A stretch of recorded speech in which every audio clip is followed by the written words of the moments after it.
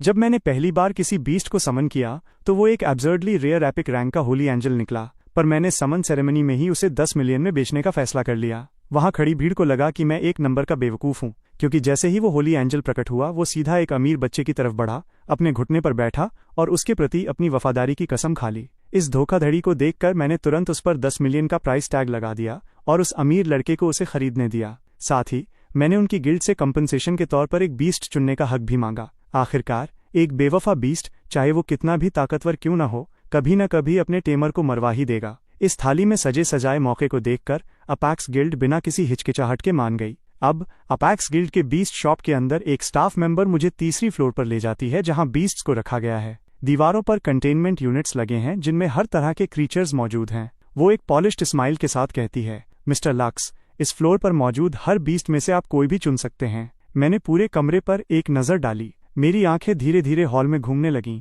वो एक ऐसे क्रीचर पर रुकी जो सर से पैर तक लाल रंग के स्केल्स से ढका हुआ था। मेरा स्टेटस पैनल सामने चमकने लगा। Scale beast, potential rank elite, stage 1, level tier 1। मैं आगे बढ़ गया। अगला वाला एक चमकता हुआ स्नो वाइट डेमन वोल्फ था, जो अपने केज के अंदर आलसी तरीके से लेटा हुआ था। Blizzard demon wolf, potential rank elite, stage 6, level tier 1। मैंने अपना पूरा वक्त लिया और पूरे हॉल का चक्कर लगाया। अंत तक आते आते मेरी थ्योरियां चढ़ गईं। यहाँ के ज्यादातर बीस्ट्स या तो कॉमन रैंक पर अटके थे या एलीट रैंक पर। हीरोइक रैंक्ड बीस्ट्स तो कहीं दिख ही नहीं रहे थे, और यहाँ का सबसे हाई रैंक वाला बीस्ट सिर्फ एक हीरोइक स्टेज 2 का कैंडल बीस्ट था। ये मेरी उम्मीदों से बहुत नीचे था। क्या बस इतना ही है? मैं रुका और स्टाफ मेंबर की तरफ मुड़ा। उसने अपनी स्माइल बरकरार रखी। हाँ मिस्टर लक्स, इनके अलावा बस बेसमेंट में कुछ बिना बिके हुए बीस्ट्स हैं जिन्हें कोई और नहीं चाहता था। ज्यादातर में परमानेंट डिफेक्ट्स हैं जो ठीक नहीं हो सकते। उन्हें कल डिस्पोज करने का शेड्यूल है। मैंने सर हिलाया।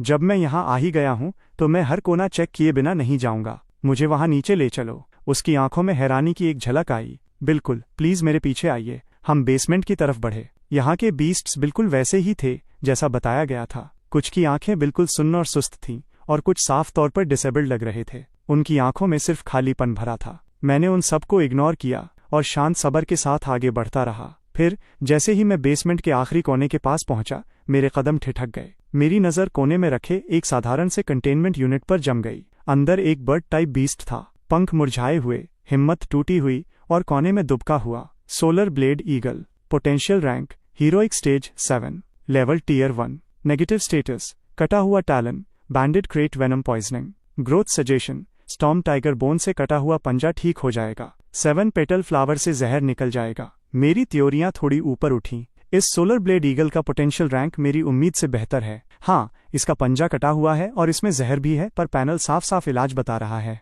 स्टॉर्म टाइगर बोन और 7 पेटल फ्लावर दोनों ही काफी कॉमन मटेरियल्स हैं, आसानी से मिल जाएंगे। मटेरियल्स के खर्चे के बाद भी ये सौदा गारंटेड प्रॉफिट है। मेरे पास एक पूरी तरह ठीक हीरोइक स्टेज 7 का फाइटर होगा। इस स्टेज पर यह सबसे बेहतर ऑप्शन है। मैंने अपना मन बना लिया। मैं बस बोलने ही वाला था कि मेरी आंख के कोने ने अंधेरे में कुछ और देखा। एक अकेला एनर्जी केज जो मुश्किल से एक इंसान जितना ऊंचा था, बड़े कंटेनमेंट यूनिट्स के बीच बिल्कुल अजीब लग रहा था। मैं पास बढ़ा। मेरी आंखें थोड़ी सिकुड़ी। एक फिगर थकी हारी ठंडी मेटल दीवार से टिकी हुई थी। इंसान नहीं, रुको, एक ह्यूमनॉइड बीस्ट। अपैक्स गिल्ड के बेसमेंट में सच में एक ह्यूमनॉइड बीस्ट है। ये यहाँ बंद क्यों है? और उससे भी अजीब बात ये कि जैसे ही मेरी नज़र उस फिगर पे पड़ी, मेरी रूह के अंदर से एक गलत सेंसेशन उठी, प्योर रिजेक्शन। ये फीलिंग बिल्कुल भी नॉर्मल नहीं थी। जैसे ही मैं पास पहुंचा, उस बीस्ट को किसी अनजान की मौजूदगी का एहसास हुआ। उसने धीरे से अपना सर उठाया और मेरी तरफ एक झलक देखी, फिर तुरंत सर नीचे कर लिया जैसे उसे कोई झटका लगा हो। पर उस छोटे से पल में मैंने आखिरकार उसका चेहरा देख लिया। टेढ़े मेढ़े नुकीले मार्क्स ने उसके चेहरे के हर इंच को ढका हुआ था। उसके असली फीचर्स बिल्कुल पहचाने नहीं जा रहे थे। स्टाफ मेंबर मेरे पास पहुंची और मुझे उस केज पर रुका हुआ देखा। उसके एक्सप्रेशन पर कोई फर्क नहीं पड़ा। ये एक सक्यूबस है जो सीधा एक डायमेंशनल रिफ्ट से निकाली गई है। जब ये मिली थी तब ऐसी ही दिखती थी। इसे कोई नहीं चाहता। सबसे बड़ी बात, इस पर एक श्राप है। इसका लेवल हमेशा के लिए टियर 1 पर लॉक है। कल इसे बाकी रिजेक्ट्स के साथ खत्म कर दिया जाएगा। वो उस सक्यूबस को पूरी नफरत के साथ घूरती है, पर मैं उसकी बात नहीं सुन रहा हूँ। मेरा दिल किसी वार ड्रम की तरह जोर जोर से धड़क रहा है। एक ट्रांसल्यूसेंट स्टेटस पैनल जो सिर्फ मुझे दिख रहा था, मेरी आंखों के सामने प्रकट हुआ। Lilith, thorn succubus, bond status available, potential rank common, true rank epic stage, no currently under curse seal, level tier 1। अब इस स्टोन इस श्राप को तोड़ सकता है और इस बीस्ट के पोटेंशियल रैंक को बढ़ा सकता है। जैसे ही मैंने एपिक स्टेज 9 पढ़ा, मेरी सांसें रुक गईं, तो मतलब ये कर्स्ड है। ऐसी सुंदरता जिससे देवताओं को भी जलन हो जाए, उसे सील कर दिया गया है।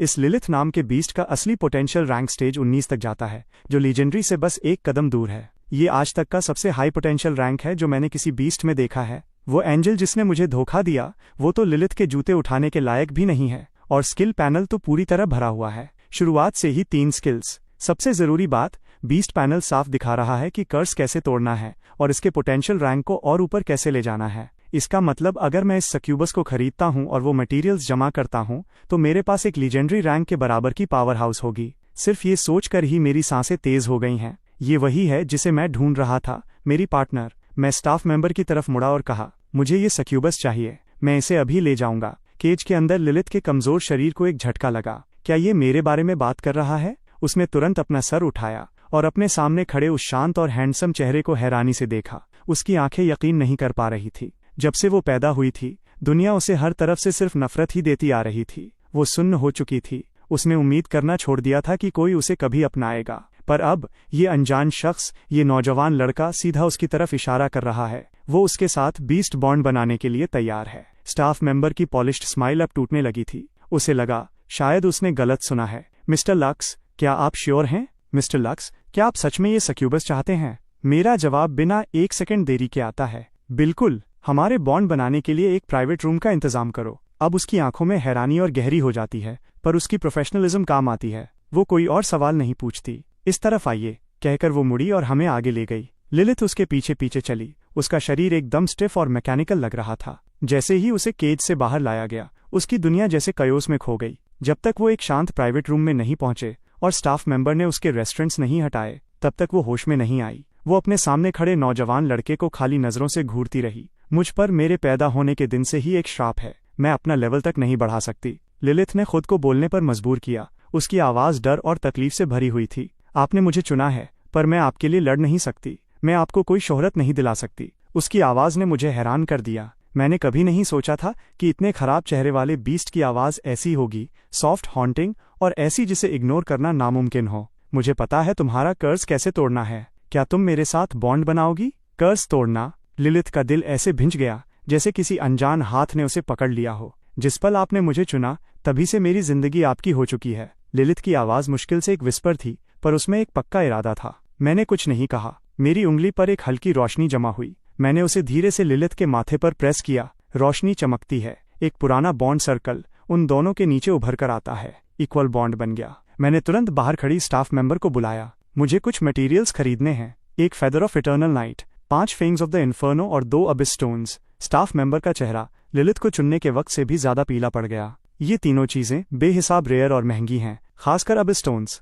वो दुनिया के सबसे रेयर हाई ग्रेड मटेरियल्स में से एक हैं। मिस्टर लक्स, इन सबकी टोटल वैल्यू। इससे पहले कि वो बात खत्म करता, मैंने अपना ओमनी टर्मिनल कार्ड उसकी तरफ सरका दिया। 30 मिलियन में काम हो जाना चाहिए। वो कार्ड पर दिखाए गए बैलेंस को देखकर जम गया। ये तो बहुत ज्यादा है मिस्टर लक्स, प्लीज हमें थोड़ा वक्त दीजिए। मैं अभी सब तैयार करवाती हूँ। उसका टोन बदल गया। वो पहले से कहीं ज्यादा रिस्पेक्टफुल हो गई। जल्द ही डार्क एनर्जी निकालने वाली 3 चीजें ध्यान से प्राइवेट रूम में लाई गईं। अब वहां सिर्फ हम दोनों थे, मैं और लिलिथ। जैसा मैं कहता हूँ वैसा करो। पहले इस फेदर को अब्जॉर्ब करो। मेरी आवाज शांत और स्टेडी थी। इससे लिलिथ को एक सुकून भरा कॉन्फिडेंस मिला। उसने मेरी आंखों में देखा और सर हिलाया, फिर अपने कपकपाते हाथों से फेदर ऑफ इटर्नल नाइट की तरफ बढ़ी। जैसे ही उसने उसे छुआ, वो काली रोशनी की एक लहर बनकर उसके शरीर में समा गया। इसके बाद फेंग्स ऑफ द इन्फर्नो और फिर 2 अबिस स्टोन्स की बारी आई। जैसे ही लिलिथ ने आखिरी स्टोन को अपनी मुट्ठी में बंद किया, सब कुछ बदल गया। लिलिथ के बीच से एनर्जी की एक भयानक शॉकवेव बाहर की तरफ निकली। उस ताकत ने मुझे कदम दर कदम पीछे धकेला, जब तक मेरी पीठ ठंडी दीवार से नहीं टकरा गई। मैंने अपनी नजरें कमरे के बीच पर जमाए रखी। लिलिथ के शरीर से पर्पल ब्लैक धागे निकलने लगे, बिल्कुल वाइल्ड और कभी न खत्म होने वाले। वो एक दूसरे के ऊपर लपेटे गए, जब तक उन्होंने एक विशाल डार्क कोकून नहीं बना लिया, जिसने उसे पूरा निगल लिया। पूरा कमरा ठंडी और दम घुटने वाली डार्क एनर्जी से भर गया। मैं उस कोकून को घूरता रहा। ये कहना कि मैं नर्वस नहीं हूँ एक झूठ होगा, पर पैनल के हिसाब से इस प्रोसेस से न सिर्फ लिलिथ का कर्ज टूटना चाहिए, बल्कि उसके पोटेंशियल रैंक को भी उसके पीक पर पहुंचकर उसे और आगे धकेलना चाहिए। ये मेरी जिंदगी का सबसे बड़ा गैम्बल है। अगर ये काम कर गया तो मेरे पास लिमिटलेस पोटेंशियल वाला बीस्ट होगा। वक्त गुजरता गया। फिर अचानक कमरे में भरी वायलेट एनर्जी वापस खिंची और तेजी से कोकून के अंदर चली गई। एक तीखी क्रैक की आवाज आई और कोकून के हर छेद से एक चमकती हुई सुनहरी रोशनी निकलने लगी। उसने कमरे के अंधेरे को एक पल में चीर दिया। मैंने एक गहरी सांस ली। Golden legendary rank. जैसे जैसे क्रैक्स बढ़ते गए, हर कोने से चमकता सोना निकलने लगा, जिसने प्राइवेट रूम को एक दूसरे सूरज की तरह भर दिया। फिर एक साथ वो कोकून फट गया। बेहिसाब पर्पल ब्लैक टुकड़े हर दिशा में बिखरे, पर हवा में ही एनर्जी के पार्टिकल्स बनकर घुल गए। वो सुनहरी रोशनी ज्यादा देर नहीं टिकी। वो उतनी ही तेजी से पीछे हटी और उसकी जगह एक गहरी, डार्क और पहले से ज्यादा पावरफुल पर्पल ब्लैक ऑरा ने ले ली। एक इनविजिबल एनर्जी पल्स सीधा छत को चीरते हुए ऊपर खाली आसमान में गायब हो गई। उसी वक्त सिटी हॉल बिल्डिंग की छत पर मेयर ब्लेज अपने बड़े डेस्क के पीछे बैठे पूरे शहर के हाई स्कूल्स के समनिंग सेरेमनी रिजल्ट्स देख रहे थे। अगले ही सेकंड वो झट से खड़े हो गए। वो वॉक करके फ्लोर टू सीलिंग विंडो तक गए और अपनी तीखी नज़र ईस्टर्न डिस्ट्रिक्ट पर टिका दी। बस अभी उन्होंने एक पल के लिए एक ऐसी खौफनाक एनर्जी की लहर महसूस की थी जो समंदर जितनी गहरी थी, जिससे उनका मन बेचैन हो गया। कोई अंदर आओ। उनकी आवाज़ एक धीमी पर तीखी कमांड थी। ऑफिस का दरवाज़ा तुरंत खुला। यूनिफॉर्म में एक शार्प दिखने वाला आदमी अंदर आया। आपके orders mayor? City guard bureau को तुरंत अलर्ट करो। मेयर ब्लेज का टोन लोहे जैसा सख्त था। ईस्टर्न डिस्ट्रिक्ट पर कड़ी नजर रखो। किसी भी अजीब चीज की जांच करो, खासकर डायमेंशनल रिफ्ट खुलने का कोई भी निशान। सबॉर्डिनेट ने तुरंत हुक्म माना और तेजी से बाहर निकल गया। ऑफिस में खामोशी छा गई। सिर्फ मेयर ब्लेज अकेले रह गए। उनके चेहरे पर घनघोर बादल छाए हुए थे। इतनी बड़ी एनर्जी रिएक्शन के सिर्फ 3 ही कारण हो सकते हैं। पहला, कोई नया अननोन डायमेंशनल रिफ्ट पास में खुला है। दूसरा, कोई सोवरन रैंक एंटिटी नीचे आई है। तीसरी, एक लीजेंडरी रैंक्ड बीस्ट पैदा हुआ है। एक सोवरन रैंक्ड वॉरियर पूरी नेशन में इज्जत और नजर में रहने वाली शख्सियत होती है। उनमें से हर एक को ट्रैक किया जाता है। ब्लेज को लिनुआन में पोस्ट हुए 10 साल हो गए हैं, पर उन्होंने कभी लीजेंडरी रैंक्ड बीस्ट नहीं देखा। लिनुआन जैसे मिड साइज शहर में तो एक एपिक रैंक बीस्ट भी जिंदगी में एक बार होने वाली घटना है। लीजेंडरी रैंक की बात तो ब्लेज के समझ से बाहर थी। वो वापस अपने डेस्क पर अधूरी रिपोर्ट की तरफ मुड़ गए। वापस प्राइवेट रूम में एनर्जी वेव का आखिरी निशान भी खत्म हो गया। एक अजीब सी भारी खामोशी छा गई। मेरी आंखें कमरे के बीच में जमी रहीं। मेरे दिल की धड़कन उस खामोशी को बिजली की तरह भर रही थी। रोशनी धीमी हुई। एक फिगर मेरे सामने खामोशी से खड़ी थी। मैंने अपनी जिंदगी में जो कुछ भी झेला था, उसके बावजूद मेरा कंपोजर पूरी तरह टूट गया। 2 शब्द तुरंत मेरे दिमाग में चमके, ब्रेथ टेकिंग। वो हर एक कांटे जैसा जख्म जो कभी लिलिथ के शरीर पर था, अब बिना किसी निशान के गायब हो चुका था। उनका कोई निशान तक नहीं बचा था। उनकी जगह स्किन अब सफेद जेड की तरह मखमली और चमकदार हो गई थी। उसने एक फिटिंग पर्पल ब्लैक गाउन पहना था जो उसके फिगर के हर स्टनिंग कर्व को दर्शाता था। उसके जेड ब्लैक बाल उसकी पीठ पर झरना बनकर गिर रहे थे। उसके सर के दोनों तरफ से 2 पतले हॉर्न्स निकल रहे थे जो उसके डेमन होने की पहचान थी। वो चेहरा जो बिल्कुल परियों जैसा और असली होने के लिए बहुत ज्यादा खूबसूरत था, उसमें बिल्ली जैसी आंखें थी जो मुझे खामोशी से घूर रही थी। उसकी नज़र के हर शिफ्ट में एक नेचुरल कशिश थी। उसके पीछे विशाल और शानदार पर्पल ब्लैक बटरफ्लाई विंग्स धीरे धीरे खुल और बंद हो रहे थे। हर बीट के साथ हवा में चमकदार स्केल्स की एक धूल बिखरती थी जो बिल्कुल एथेरियल लग रही थी। पहले वाले उस टूटे फूटे और बदशक्ल क्रीचर के मुकाबले ये एकदम अलग ही बीइंग थी। पर असली चीज जिसने मेरी धड़कन बढ़ा दी वो ये थी। ट्रांसफॉर्मेशन के बाद लिलिथ का स्टेटस पैनल पूरी तरह बदल चुका था। Lilith, witch of the night, potential rank legendary stage 1, level tier 1, growth suggestion, pearl of eternal night, infernal spring water और नाइटमेयर क्रिस्टल कंज्यूम करने से इस बीस्ट का पोटेंशियल रैंक और बढ़ सकता है। मैं उन चमकदार शब्दों लीजेंडरी स्टेज 1 को घूरता रहा और धीरे से सांस छोड़ी। लगभग 30 मिलियन दांव पर लगे थे और मुझे एक लीजेंडरी रैंक बीस्ट मिला, बिल्कुल जैकपॉट। जब मैं हैरानी में उस पैनल को देख ही रहा था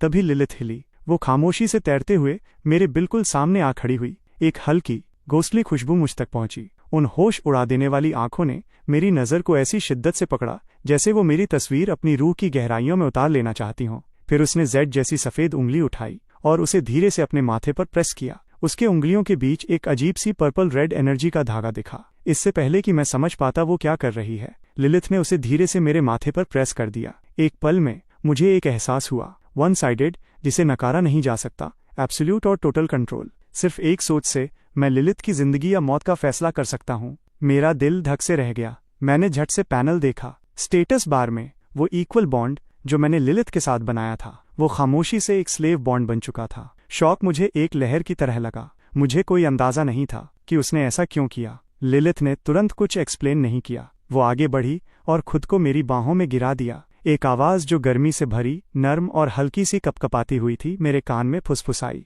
मास्टर, जिस पल आपने मुझे उस ठंडे और अंधेरे बेसमेंट में चुना था, तब से इस दुनिया में कुछ भी और मायने नहीं रखता। आपने मुझे उस कभी न खत्म होने वाले अंधेरे और मायूसी से बाहर निकाला है। मेरी जिंदगी, जो कुछ भी मैं हूं, वो आपका दिया हुआ एक तोहफा है। लिलिथ ने अपना गाल धीरे से मेरे कंधे पर टिका दिया। उसकी आवाज में एक गहरी और शांत शांति थी। इसलिए प्लीज इस सबको कबूल कीजिए। मैं बिल्कुल सुन्न हो गया। मेरा दिल ऐसे धड़का जैसे किसी विशाल चीज से टकराया हो। एक ऐसी गर्मी जिसे मैं लफ्जों में बयान नहीं कर सकता मेरे अंदर कहीं गहराई से उठी। मैंने उस एंजल के बारे में सोचा जिसने सबके सामने मुझे धोखा दिया था। मैंने उसके एरोगेंस और उस ठंडे बर्ताव के बारे में सोचा जो उसने जाते वक्त दिखाया था, जैसे ये दुनिया की सबसे नॉर्मल बात हो। तो मतलब इस दुनिया का हर बीस्ट वैसा नहीं होता। तो ऐसी होती है असली वफादारी, ये तड़प, ये इतना साफ और एब्सोल्यूट समर्पण। लिलिथ ने जो किया, उसने मुझे उस तरह मूव किया जैसा पहले कभी कुछ नहीं कर पाया था। एक ऐसी सच्चाई और भरोसा जो मैंने पहले कभी महसूस नहीं किया था। ये इतना गहरा भरोसा मुझमें कुछ ऐसा जगा गया जिसे मैं रोक नहीं पाया।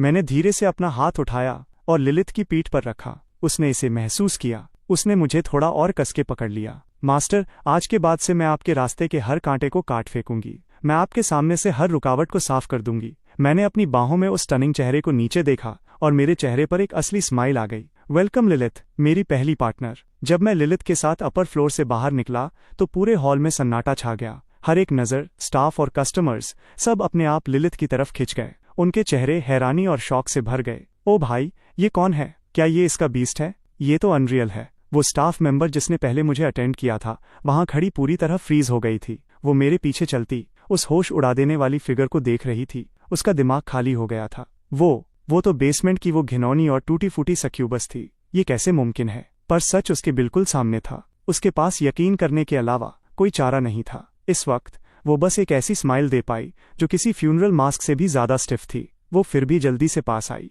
मिस्टर लक्स, आपका पेपर वर्क पूरा हो गया है। आप जब चाहें जा सकते हैं। मैंने सर हिलाया। मैंने सीढ़ियों की परवाह नहीं की। मैं लिलिथ के साथ सीधा गिल्ड से बाहर निकल गया। मेरे दरवाजे से गायब होने के बाद ही वो स्टाफ मेंबर होश में आई। वो अपने टर्मिनल की तरफ भागी और जितनी तेजी से हो सके चेयरमैन सॉन्ग को डायल किया। चेयरमैन, कुछ हो गया है। शहर के दूसरी तरफ सॉन्ग फैमिली के एस्टेट में विक्टर सॉन्ग स्टाफ मेंबर की रिपोर्ट सुनते हैं। उनकी थ्योरियां थोड़ी सिकुड़ती हैं। तुम कह रही हो कि सक्यूबस का रूप वापस आ गया है। बिना किसी शक के मैंने अपनी आंखों से देखा है। वो उस एंजल से भी ज्यादा खूबसूरत है जो आप लेकर आए हैं। विक्टर सॉन्ग की आंखों में हैरानी की एक झलक आई। फिर उनका माथा धीरे से रिलैक्स हुआ। तो उसका रूप वापस आ गया? तो क्या हुआ? कॉमन पोटेंशियल रैंक, एक ऐसा लेवल जो कभी बढ़ ही नहीं सकता। सिर्फ दिखावा है, दम नहीं। अभी भी कचरा ही है। उन्होंने कॉल काट दिया और उस एंजल की तरफ देखा जो मजबूत बनने के लिए मटेरियल्स अब्सॉर्ब कर रही थी। उन्होंने ये बात एक मजाक की तरह शेयर की और जैन ने एक स्नीयर के साथ सुना। रुको, उस गरीब ने हमारी गिल्ड के सारे एलीट और हीरोइक बीस्ट्स को छोड़कर एक रिजेक्ट को चुना। टिपिकल गवार। वो मुस्कुरा दिया। अच्छा हुआ कि तुम मेरे पास आ गई। उस लूजर पर एक एपिक रैंक बीस्ट बर्बाद करना शर्म की बात होती। उसके पास वो एंजल जिसका नाम जैन ने अब फ्रॉस्ट रखा था, ये सारी बातें सुनती है और अपने हमेशा वाले ठंडे और अलग टोन में बोलती है। जो भी दिखावे को अपने फैसले पर हावी होने देता है वो कभी सच में ताकतवर नहीं बन सकता। उसने अपनी थोड़ी थोड़ी ऊपर उठाई। उसकी ठंडी नीली आंखों में अपने पुराने टेमर के लिए गहरी नफरत थी। तो लक्स नाम का वो इंसान बिल्कुल वैसा ही शैलो बेवकूफ है जो एक सक्यूबस के चक्कर में आ गया। अच्छा हुआ मैंने उसके साथ बॉन्ड नहीं बनाया। ऐसे मास्टर के साथ रहना एक एंजल होने की पवित्र शान पर धब्बा होता। विक्टर सॉन्ग अपने बेटे और उस एंजल को देखते हैं और एक सेटिस्फाइड सर हिलाते हैं। अब ये हुई ना वो विजन और कंपोजर जो मेरे बेटे में होनी चाहिए। फिर उनका टोन सीरियस हो जाता है। नेशनल बीस्ट एग्जाम एक हफ्ते बाद है। अब ज्यादा दूर नहीं है। ये तुम्हारे लिए अपना नाम बनाने का सबसे बड़ा मौका है। अगले कुछ दिनों के लिए फ्रॉस्ट को नॉविस रेल्म में ले जाओ और वहां जमकर ग्राइंड करो। एग्जाम से पहले उसका लेवल अप कर लो। तुम्हारे पास एक एपिक रैंक बीस्ट है। नॉविस रेल्म लीडर बोर्ड की टॉप स्पॉट तुम्हारी ही होनी चाहिए। जैन मुस्कुरा दिया, पूरा कॉन्फिडेंट और क्रूअल। चिंता मत कीजिए, मैं सबको दिखा दूंगा कि लिनवान का असली टॉप टैलेंट कौन है। जब तक एक इंसान और एक बीस्ट गिल्ड से बाहर निकले तब तक आसमान शाम की लाली में डूब चुका था। मैं लिलिथ के साथ पैदल घर की तरफ चलने लगा। मेरा घर एक पुराने रेजिडेंशियल ब्लॉक में है, छोटा पर साफ सुथरा, बस थोड़ा खाली सा। 3 साल पहले मेरे पेरेंट्स एक डायमेंशनल रिफ्ट एक्सप्लोर करने के मिशन पर गए थे और वहां उनकी मौत हो गई। उन्होंने मुझे और मेरी बहन रेन को एक दूसरे का ख्याल रखने के लिए छोड़ दिया। अब रेन दूर कैपिटल में पढ़ाई कर रही है और इस घर में अब सिर्फ मैं हूँ। मैंने दरवाजा धक्का देकर खोला। वही पुरानी खामोशी मुझसे टकराई। जहां दिल करे बैठ जाओ, अब ये तुम्हारा ही घर है। लिलिथ हिली नहीं। वो एंट्रीवे में खामोशी से खड़ी रही। उसकी आंखें साधारण से फर्नीचर पर घूमने लगीं और आखिरकार मेरी पीठ पर टिक गईं। घर, ये शब्द उसके लिए बिल्कुल अनजान था। अंधेरे में पैदा होने से लेकर केज में बंद रहने तक उसने कभी नहीं जाना था कि किसी जगह से जुड़ना क्या होता है, जब तक ये नौजवान लड़का नहीं मिला। एक सिंपल डिनर के बाद मेरा ओमनी टर्मिनल अचानक जल उठा। स्क्रीन पर रेन का नाम फ्लैश हो रहा था। मैंने उठाया। लिविंग रूम के बीच में एक चमकती हुई होलोग्राफिक प्रोजेक्शन प्रकट हुई। हे, कैसा रहा? समनिंग सेरेमनी खत्म हो गई? तुम्हारे पहले बीस्ट का पोटेंशियल रैंक क्या है? मुझे दिखाओ, जल्दी करो। दूसरी तरफ रेन मुझसे भी ज्यादा एक्साइटेड थी और एक के बाद एक सवालों की बारिश कर रही थी। मैं मुस्कुरा दिया और थोड़ा मुड़ा, कैमरा लिलिथ की तरफ घुमाते हुए जो सोफा पर शांति से बैठी थी। जैसे ही रेन ने लिलिथ को देखा, उसकी आंखें फटी की फटी रह गईं। एक ह्यूमनॉइड बीस्ट। लक्स, तुम्हारी किस्मत तो एकदम इंसान है। ये कितनी स्टनिंग है। लिलिथ ने ये तारीफ सुनी और सिर्फ एक तमीज भरे शांत सर हिलाने के साथ उसका शुक्रिया किया। उसकी आंखें तुरंत वापस मुझ पर टिक गईं। रेन को इसका बुरा नहीं लगा। वो बस अपने भाई के लिए सच में बहुत खुश थी। ये तो बहुत बढ़िया है। एक ह्यूमनॉइड बीस्ट तुम्हारे साथ है तो एग्जाम में तुम्हारा सच में अच्छा चांस है। फिर उसका टोन सीरियस हो गया। ओह, नॉविस रेल्म कल खुल रहा है, उसे मिस मत करना। नॉविस रेल्म शहर की गार्ड और मिलिट्री ने मिलकर एक ट्रेनिंग ग्राउंड बनाया है। उसके अंदर के अबिस क्रीचर्स ज्यादा से ज्यादा टियर 9 तक होते हैं। नए बीस्ट टेमर्स के लिए जल्दी लेवल अप करने की ये सबसे अच्छी जगह है। मैं खामोशी से सुनता रहा। मेरा दिमाग पहले ही सोचने लगा था, इस दुनिया का लेवल सिस्टम 9 टियर्स तक चलता है। अभी अभी अपना पहला बीस्ट बॉन्ड बनाने के बाद मैं टियर 1 के पास भी नहीं हूँ, एकदम बिगिनर। तो खुद को जितनी तेजी से हो सके बढ़ाना ही अभी सबसे जरूरी बात है ना? नॉविस रेल्म साल में सिर्फ 3 दिनों के लिए खुलता है। लीडर बोर्ड में हाई रैंक होने से तुम्हारा एग्जाम स्कोर भी बढ़ेगा, पर जब तुम वहां क्रीचर्स को मार रहे होगे और पॉइंट्स जमा कर रहे होगे तो सेफ रहना। सुना तुमने? मैंने उसकी प्रोजेक्शन वाली आंखों में चिंता देखी और मजबूती से सर हिलाया। मुझे ये सब पता है, चिंता मत करो रेन, मैं सब संभाल लूंगा। हमने कुछ और मिनट बात की और फिर कॉल खत्म कर दिया। अगली सुबह मैं लिलिथ के साथ शहर के बाहर नॉविस रेल्म के एंट्रेंस पर पहुंचा। एक विशाल स्पेशल पोर्टल सामने खड़ा था। वहां पहले से ही भीड़ लगी थी। हजारों स्टूडेंट्स जिन्होंने अभी अपना पहला बीस्ट बॉन्ड पूरा किया था वहां जमा थे। ज्यादातर नए लोग ग्रुप्स में चिपक कर खड़े थे, इस उम्मीद में कि रेल्म के अंदर उनके बचने और काम करने की एफिशिएंसी बढ़ जाए। जिस पल मैं लिलिथ के साथ वहां पहुंचा, हम भीड़ की हर आंख का सेंटर बन गए। लिलिथ का गहरा एलिगेंट पर्पल ब्लैक गाउन और उसका ऐसा चेहरा जो दुनिया को थाम दे, वहां मौजूद लगभग हर लड़के का ध्यान खींच रहा था। मुझे एक साथ ढेरों इन्विटेशंस मिलने लगे। बड़े भाई, हमारी टीम में आ जाओ, हमारे पास एक हीरोइक रैंक सपोर्ट बीस्ट है। मैंने उनकी तरफ देखा तक नहीं। मेरा किसी के साथ टीम बनाने का कोई इरादा नहीं था। जैसे ही मैं लाइन में लगकर रेल्म के अंदर जाने वाला था, भीड़ के पीछे से एक मजाक से भरी आवाज आई, अरे अरे, ये वही बंदा है ना? इसका नाम क्या था भला? जैन अपने फॉलोअर्स के साथ मेरी तरफ अकड़ते हुए आया। फ्रॉस्ट उसके बगल में चल रही। उस एंजल के पंख एकदम चमकदार और रेडिएंट थे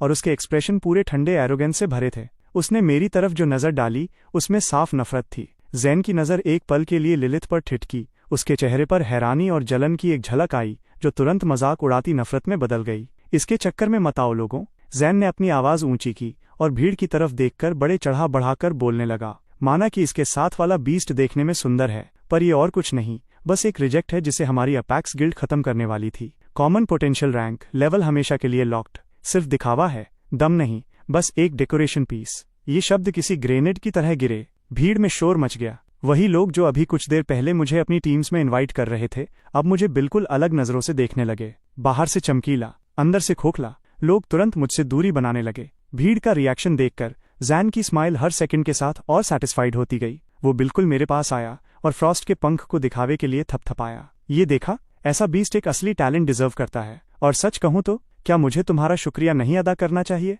तुम्हारे बिना मैं कभी इतनी ताकतवर चीज के साथ बॉन्ड नहीं बना पाता। उन लोगों की तरह नहीं जो कचरा उठाते हैं और उसे खजाना कहते हैं। वो पास झुका, अपनी आवाज धीमी की ताकि सिर्फ मैं सुन सकूं। उसकी बातों में जहर भरा था। तुम्हें अंदाजा भी नहीं है कि फ्रॉस्ट मेरे साथ रहने के लिए कितनी उतावली है। हम दोनों एक दूसरे से अलग नहीं होते। वो तुमसे कहीं ज्यादा एंथुजियास्टिक है मेरे साथ। मैंने उसकी आंखों में देखा, शांत जैसे ठहरा हुआ पानी। बातों का हेर फेर करना इस दुनिया की सबसे बेकार चीज है। मुझे फर्क नहीं पड़ता, पर लिलिथ को पड़ता है। उसके शरीर से एक रूह कंपा देने वाली मौत की नीयत निकलने लगी। उसकी खूबसूरत बिल्ली जैसी आंखें गहरी और बॉटमलेस हो गईं, जैन पर टिके हुए। मैंने लिलिथ के इमोशंस में बदलाव महसूस किया। मैंने अपना हाथ बढ़ाया और धीरे से उसकी ठंडी उंगलियों को अपनी मुट्ठी में बंद कर लिया। उसका शरीर हल्का सा थर्राया और वो लगभग out of control killing intent एक पल में गायब हो गई। उसने अपनी आंखें उठाकर मुझसे मिलाईं। उनकी ठंडक पिघलकर किसी शांत झील की तरह गर्म और स्थिर हो गई। मैंने कुछ नहीं कहा। मैंने बस उसकी तरफ देखकर सर हिला दिया। किसी बेवकूफ से बहस करना कभी काम नहीं आता। एनर्जी बचाओ। एक बार हम रेल्म के अंदर चले गए तो हम इसका फैसला रिजल्ट्स और रेल्म पॉइंट्स से करेंगे। लिलिथ तुरंत समझ गई। उसने जैन पर ध्यान देना बंद कर दिया और अपना हाथ मेरे हाथ में फंसाकर अपने नर्म शरीर को मेरे कंधे से चिपका लिया। फिर वो अपनी नज़र बिल्कुल आलसी तरीके से जैन के पीछे खड़ी फ्रॉस्ट पर डालती है। उसका ये जेस्चर बिना एक शब्द बोले सब कुछ कह देता है। ये मेरा है। मैं अपना हाथ छुड़ाने की कोशिश करता हूँ पर उसकी ग्रिप इतनी मजबूत है कि वो छोड़ती ही नहीं। मैंने 2-3 बार कोशिश की पर कुछ नहीं हुआ। आखिर में मैंने उसे वैसे ही रहने दिया। ये पल जैन को एक करारे थप्पड़ की तरह लगता है। उसका चेहरा गुस्से से एकदम बदशक्ल लाल हो जाता है। ये कैसे मुमकिन है कि एक गरीब गवार, एक दुम लूजर बंदे के पीछे इतनी स्टनिंग बीस्ट खुद को झोंक रही है, जबकि उसकी अपनी एपिक रैंक एंजल इतनी ओबेडियंट होने के बावजूद उससे एक ठंडी और ना छुए जाने वाली दूरी बनाकर रखती है। मैंने पलटकर उसकी तरफ देखा तक नहीं। मैं लिलिथ के साथ उस चमकते हुए रियलम पोर्टल की तरफ बढ़ गया। जिस पल मैंने अंदर कदम रखा, मेरे पैरों के नीचे एक ठोस जमीन वापस आ गई और मेरे चारों तरफ की दुनिया पूरी तरह बदल चुकी थी। एक ठंडा, सदियों पुराना जंगल हर दिशा में फैला हुआ था। The novice realm. लिलिथ ने पूरी तेजी और अलर्ट नजरों से अपने आसपास का जायजा लिया। उसके पर्पल ब्लैक पंख थोड़े अंदर की तरफ सिकुड़े ताकि वो हम दोनों को शील्ड कर सके। वो पहले से ही महसूस कर सकती थी कि ये जंगल दुश्मनों की मौजूदगी से भरा पड़ा है। चलो आगे बढ़ते हैं। मेरी आवाज शांत रही। मैंने अपने ओमनी टर्मिनल पर लीडर बोर्ड देखा। अभी भी खाली था। रियलम का टेलीपोर्टेशन पूरी तरह रैंडम होता है और अक्सर ग्रुप्स भी आपस में अलग हो जाते हैं। इस वक्त इस इलाके में सिर्फ हम दोनों ही थे। हम एक स्टेडी और बिना किसी जल्दबाजी के स्पीड से जंगल के और गहराई में बढ़ने लगे। लिलिथ ने अपने सारे सेंसेस पूरी तरह खोल रखे थे।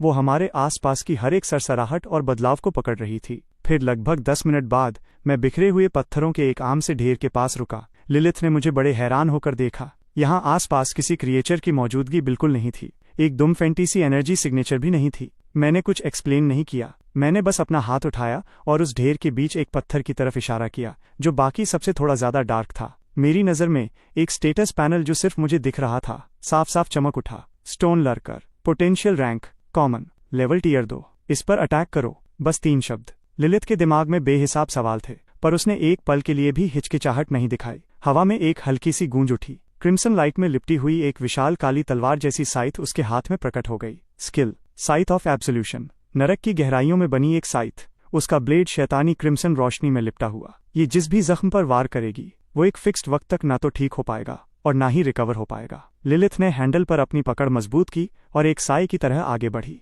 उस साइथ ने उस डार्क पत्थर के आर पार एक ठंडा घूमता हुआ आर्क काटा। ब्लेड को कोई रुकावट महसूस नहीं हुई। उसने उस सख्त पत्थर को ऐसे साफ काट दिया जैसे वो हवा का बना हो। कट एकदम शीशे जैसा स्मूथ था। जैसे ही लिलिथ को लगा कि उसने बस एक आम पत्थर को काटा है, सब कुछ बदल गया। उस कटे हुए पत्थर से धीरे धीरे एक हल्की वॉयलेट रोशनी उठी। फिर वो रोशनी की एक लहर बनकर घुल गई और लिलिथ के शरीर के अंदर चली गई। एक गर्म करंट उसके अंदर फैल गया। Experience points. वो आम सा दिखने वाला पत्थर असली में एक क्रिएचर था। लिलिथ की आंखें थोड़ी सिकुड़न और उसका दिमाग घूम गया। ऐसे क्रिएचर्स जो डिस्गाइज होने के मास्टर्स होते हैं, नए बीस्ट टेमर्स के लिए जानलेवा ट्रैप होते हैं। ये लगभग 0 डिटेक्टेबल एनर्जी निकालते हैं। सिर्फ असली इंस्टिंक्ट ही उन्हें मुश्किल से पकड़ सकता है। अगर कोई आप पर अचानक हमला कर दे तो एक ही एनकाउंटर आपकी पूरी टीम को साफ कर सकता है। पर उसका मास्टर लिलिथ उस शांत हैंडसम चेहरे को देखने के लिए मुड़ी। उनकी तस्वीर उसके दिल में और भी ऊंची हो गई, और भी ज्यादा रहस्यमयी, और भी विशाल। चलो चलें, वक्त कम है। मैं फिर से आगे बढ़ गया। नोविस रियलम हर दिन सिर्फ 6 घंटे के लिए ही खुलता है। अगर हम जल्दी बढ़ना चाहते हैं तो वक्त बर्बाद करने के लिए बिल्कुल नहीं है। इसके बाद क्या हुआ? लिलिथ ने अपनी आंखों से देखा कि एक दुम खौफनाक एज होने का क्या मतलब होता है। मेरी सटीक टारगेटिंग के सहारे लिलिथ की साइट ऑफ एब्सोल्यूशन मुश्किल से ही रुकती थी। आधे घंटे से भी कम वक्त में पहले से कहीं ज्यादा घनी एनर्जी की एक लहर लिलिथ के अंदर से निकली। टियर 2। उसी पल रिफाइंड एनर्जी की एक्सट्रीम बॉन्ड के जरिए वापस बही जो मेरे शरीर के हर हिस्से में फैल गई। मेरी मेंटल पावर अचानक बढ़ गई। मेरी फिजिकल स्ट्रेंथ और 5 सेंसेस साफ तौर पर शार्प हो गए। मैंने लिलिथ का स्टेटस पैनल खोला। Lilith, witch of the night, level tier 2, strength 55, agility 58, constitution 52, spirit 65। मैं इन नंबर्स को घूरता रहा और मुझे एक झटका लगा। उस टियर 2 के स्टोन लर्कर की मैक्स कॉन्स्टिट्यूशन स्टैट 16 थी। लिलिथ के पास उसी लेवल पर हर मामले में 3 गुना से भी ज्यादा स्टैट्स थे। ये होता है एक लेजेंडरी पोटेंशियल रैंक का असली मतलब। वक्त तेजी से बीत गया। 3 घंटे निकल गए। हमारे आसपास का रियलम बदल चुका है। अब पेड़ और ज्यादा घने थे और हवा में एनर्जी पहले से कहीं ज्यादा भारी और वाइल्ड थी। हम रियलम के मिड जोन में पहुंच चुके थे। रास्ते में 70 से ज्यादा क्रिएचर्स लिलिथ की साइथ का शिकार हो चुके थे। मेरे रियलम पॉइंट्स लीडर बोर्ड पर टॉप के बिल्कुल पास पहुंच गए थे। मास्टर, आगे कुछ ताकतवर है। लिलिथ अचानक रुकी, उसके एक्सप्रेशन एकदम शार्प हो गए। मैंने पहले ही पैनल के जरिए उसे देख लिया था। थोड़ा आगे एक धुंधली दलदल के इलाके में एक शैडो कोलोसिस सर्पेंट छुपा हुआ था। Potential rank elite, stage 9 level, tier 7। एक टियर 7 एलीट क्रिएचर। रियलम में आने के बाद से ये सबसे हाई लेवल क्रिएचर था जिसका हमने सामना किया था। इस स्टेज पर नए बीस्ट टेमर्स के लिए ऐसी चीज को हराना लगभग नामुमकिन है। क्या तुम इसे संभाल सकती हो? मैंने लिलिथ की तरफ देखा। लिलिथ के उस स्टनिंग चेहरे पर डर का एक निशान तक नहीं था। इसकी जगह उसने अपनी जुबान की नोक को धीरे से अपने गहरे लाल होठों पर फेरा। आपके लिए रास्ता साफ करना मास्टर मेरा सम्मान है। ये शब्द उसके मुंह से मुश्किल से निकले ही थे कि वो गायब हो गई। अगले ही पल वो दलदल के किनारे दर्जनों मीटर्स दूर प्रकट हुई। नीचे कीचड़ में एक बैरल जितना चौड़ा सांप, जिसका शरीर डार्क ग्रीन स्केल से ढका हुआ था, उसने अपना विशाल सर ऊपर उठाया। उसकी लाल चीरे जैसी आंखें लिलिथ पर टिक गईं। उसका जबड़ा पूरा खुला। डार्क ग्रीन जहर का एक जेट एक हाई प्रेशर स्ट्रीम की तरह बाहर निकला जो जहां से भी गुजरा वहां की हवा को जलाने लगा। लिलिथ एक साए की तरह हिली, बिना किसी मेहनत के उस ब्लास्ट से साइड हट गई। उसने अपना एक नर्म हाथ घुमाया और उसके पीछे खाली आसमान से अजीब पर्पल रोशनी से चमकती हुई ढेरों कांटेदार बेलें एक जाल की तरह निकलीं और उन्होंने शैडो कोलोसिस सर्पेंट के विशाल शरीर को कसकर जकड़ लिया। वो कांटे सांप के मांस में गहरे धंस गए। Skill, thorns of agony. कांटों से बंधा या चिढ़ा हुआ कोई भी यूनिट लगातार ब्लीडिंग और पॉइजन के असर को झेलता है। वो सांप दर्द से चिल्लाने लगा, बेहिसाब तड़पने और घूमने लगा, पर वो थोड़ा सा भी आजाद नहीं हो पाया। लिलिथ की फिगर सांप के सर के ऊपर प्रकट हुई। किसी ने उसे हिलते हुए नहीं देखा। उसने साइथ ऑफ एब्सोल्यूशन को ऊपर उठाया। आंखें मौत जैसी ठंडी थीं और वो काली ब्लेड एक ऐसी ताकत से नीचे आई जो सब चीजों को काट देती है। एक विशाल सांप का सर हवा में उछल जाता है। वो हवा में 2 बार घूमता है और एक भारी स्प्लैश के साथ दलदल में गिर जाता है।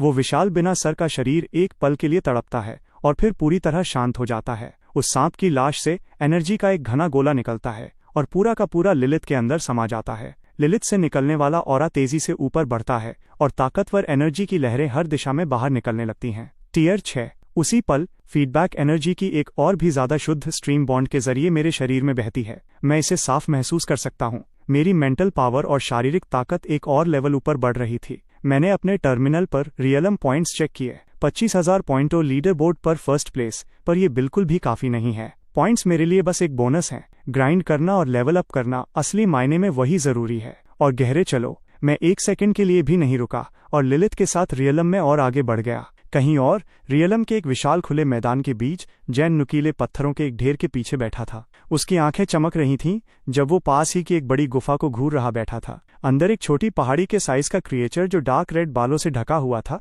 गहरी नींद में सोया था। Blood rage lion, potential rank elite, stage 9, level tier 7। और उस शेर के पीछे गुफा के अंदर गहराई में कुछ अजीब से पौधे हल्की लाल रोशनी में चमक रहे थे जो गुफा की सांस के साथ हिल रहे थे।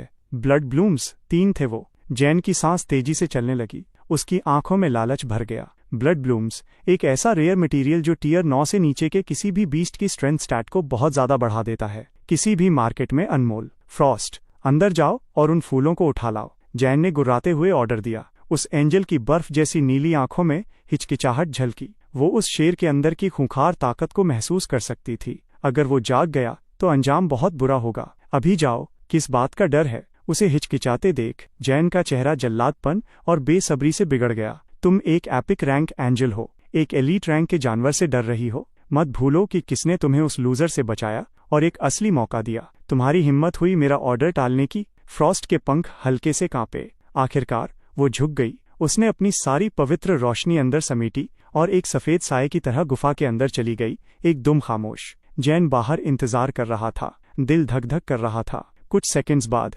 फ्रॉस्ट वापस दिखी। तीनों ब्लड ब्लूम्स उसके हाथों में थे।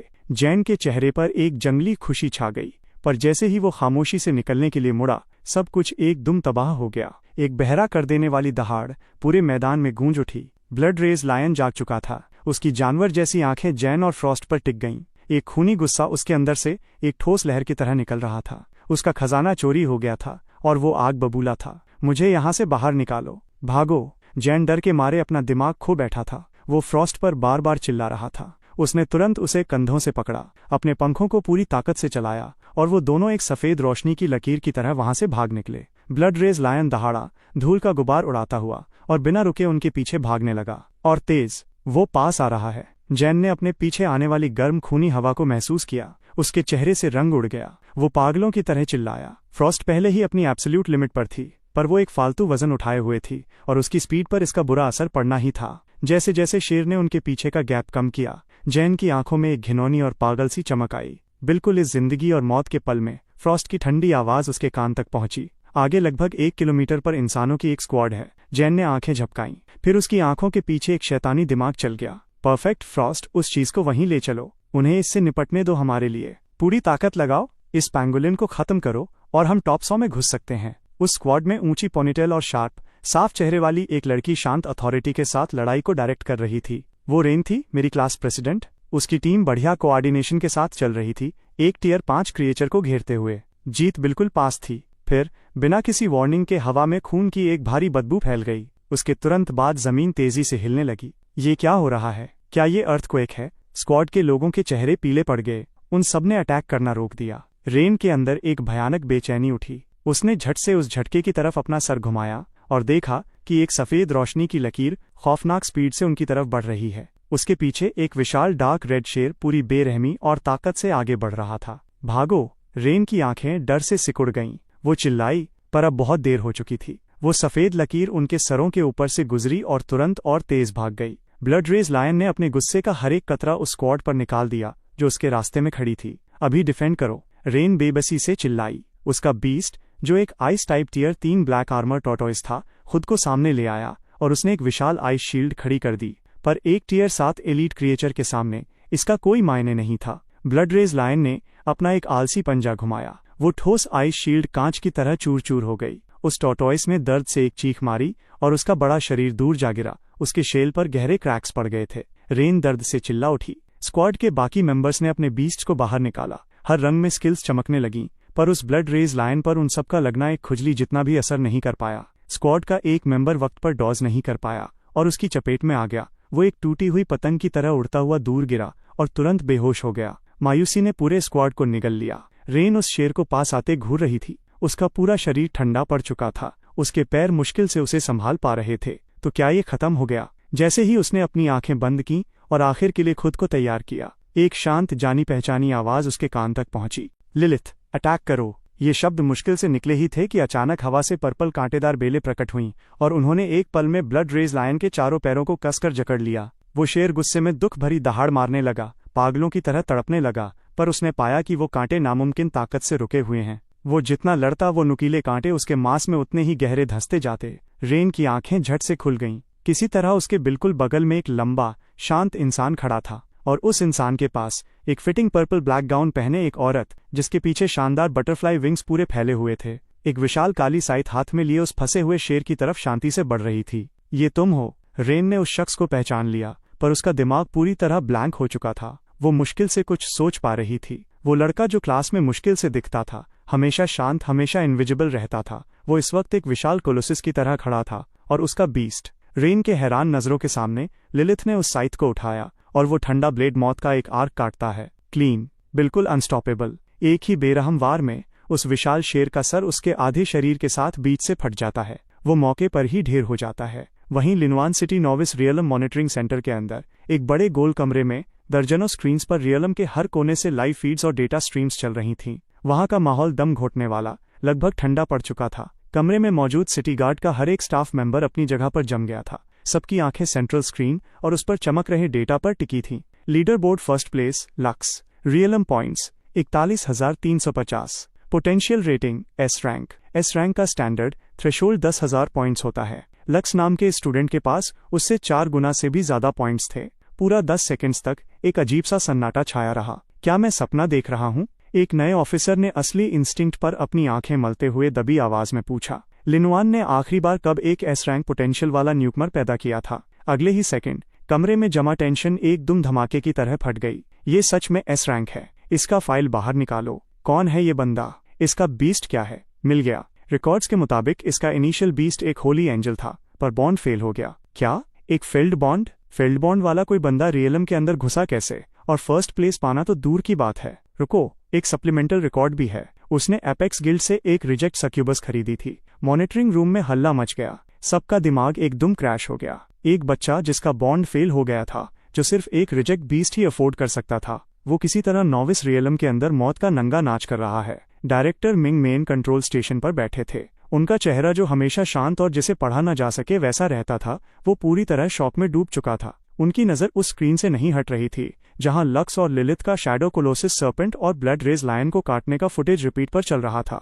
कोई फ्लैशी टैक्टिक्स नहीं, बस एक दुम टोटल डोमिनेशन। वो बीस्ट जिसे सबने रिजेक्ट कहा था, उसका हर एक वार सटीक, जानलेवा, एलिगेंट और ब्रूटल था, सब एक साथ। मॉन्स्टर। डायरेक्टर मिंग ने अपने दांतों के बीच से मुश्किल से ये 2 शब्द निकाले। वो तेजी से अपने पैरों पर खड़े हो गए। चेहरा बेहिसाब एक्साइटमेंट से लाल हो चुका था। वो तुरंत इस बात की रिपोर्ट मेयर ब्ले को देने जा रहे हैं। वो अपने डिप्टी की तरफ मुड़े और चिल्लाए। डिप्टी मुश्किल से कुछ जवाब दे पाता। इससे पहले ही डायरेक्टर मिंग ने उसे जाने का इशारा कर दिया। उनकी आंखों में एक ऐसी चमक थी जो पहले कभी नहीं दिखी थी। मैं खुद रियलम के एंट्रेंस पर जाऊंगा। मैदान में बाहर रेन एकदम हैरानी में खड़ी थी। वो एक ही जमीन फाड़ देने वाला वार अभी भी उसकी आंखों के सामने घूम रहा था। वो शेर जिसने उसकी पूरी स्क्वाड को मौत के कुएं तक धकेल दिया था, वो अब बस गई हो चुका था। उसने अभी जो कुछ भी देखा था, उसने उसकी हर एक सोच को चूर चूर कर दिया था जो वो पहले से जानती थी। उसने धीरे से अपनी अकड़ चुकी गर्दन को अपने सामने खड़े उस शख्स की तरफ घुमाया। वो पीठ।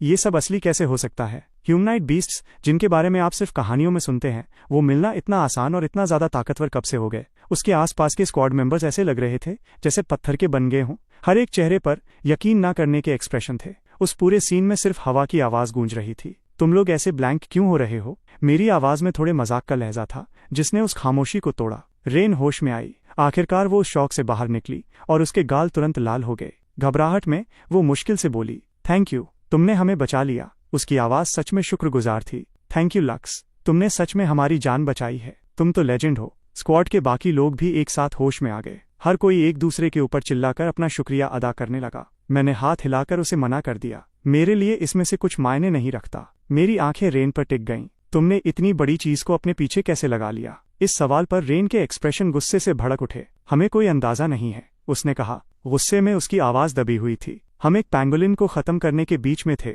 और तभी वो शेर अचानक कहीं से हम पर टूट पड़ा। मैंने आसमान में एक फिगर को देखा जो जानबूझकर उस शेर को सीधा हमारी तरफ हाँक रहा था। एक बार जब हम फंस गए तो वो इंसान वहां से भाग निकला। घिनौना दिमाग था, देखने में एक एंजल जैसा था। उसके बगल के एक स्क्वाड मेंबर ने बात जोड़ी। रेन के शब्द उसके गले में ही अटक गए। उसे शायद किसी बात का एहसास हुआ। उसने ध्यान से मेरी तरफ देखा। स्कूल में सबको पता है कि जैन का बीस्ट वही होली एंजल है जो तुमसे छीना गया था। मेरा एक्सप्रेशन थोड़ा सा भी नहीं बदला, पर जो कोई मुझे अच्छे से जानता है वो मेरी आंखों में एक ठंडे गुस्से की हल्की सी चमक पकड़ सकता था। जैन खुद को बचाने के लिए 1 सेकंड के लिए भी नहीं हिचकिचाया और उसने खतरे को सीधा मासूम क्लासमेट्स की तरफ मोड़ दिया। एकदम घटिया और नफरत के काबिल। मैं उस रास्ते पर और बात नहीं बढ़ाता। इसकी जगह मैंने स्क्वाड के उन मेंबर्स को देखा जो जख्मियों का ख्याल रख रहे थे। तुम लोगों की हालत ठीक नहीं है। ये डीप जोन है, पहले बाहर के आउटर एरिया में वापस चले जाओ। रेन ने सर हिलाया। वो जानती थी उनकी इस कंडीशन में डीप जोन में रुकना मौत को बुलावा देने जैसा था। हम अभी निकलते हैं।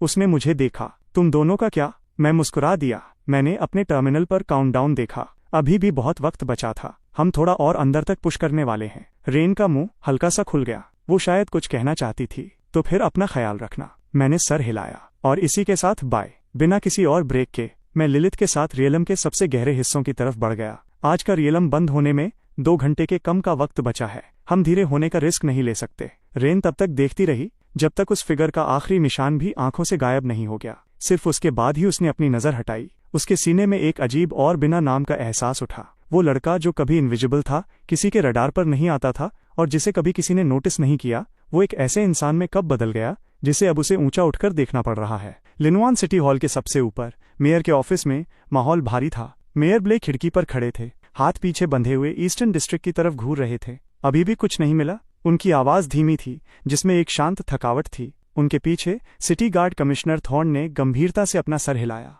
मेयर, कल रात उस एनर्जी के बढ़ने के बाद हमने तुरंत पूरे ईस्टर्न डिस्ट्रिक्ट को छाना। कोई नया डायमेंशनल रिफ्ट नहीं मिला। इस इलाके में किसी हाई रैंकिंग कम्बैटेंट के आने का कोई रिकॉर्ड नहीं है। कमिश्नर थॉर्न की आवाज में भी उलझन साफ थी। वो एनर्जी बहुत विशाल और गहरी थी, पर वो एक पल में गायब हो गई, लगभग एक इल्यूजन की तरह। पर एक हेवन रैंक वॉरियर होने के नाते मेयर ब्ले उसे गलत महसूस नहीं कर सकते थे।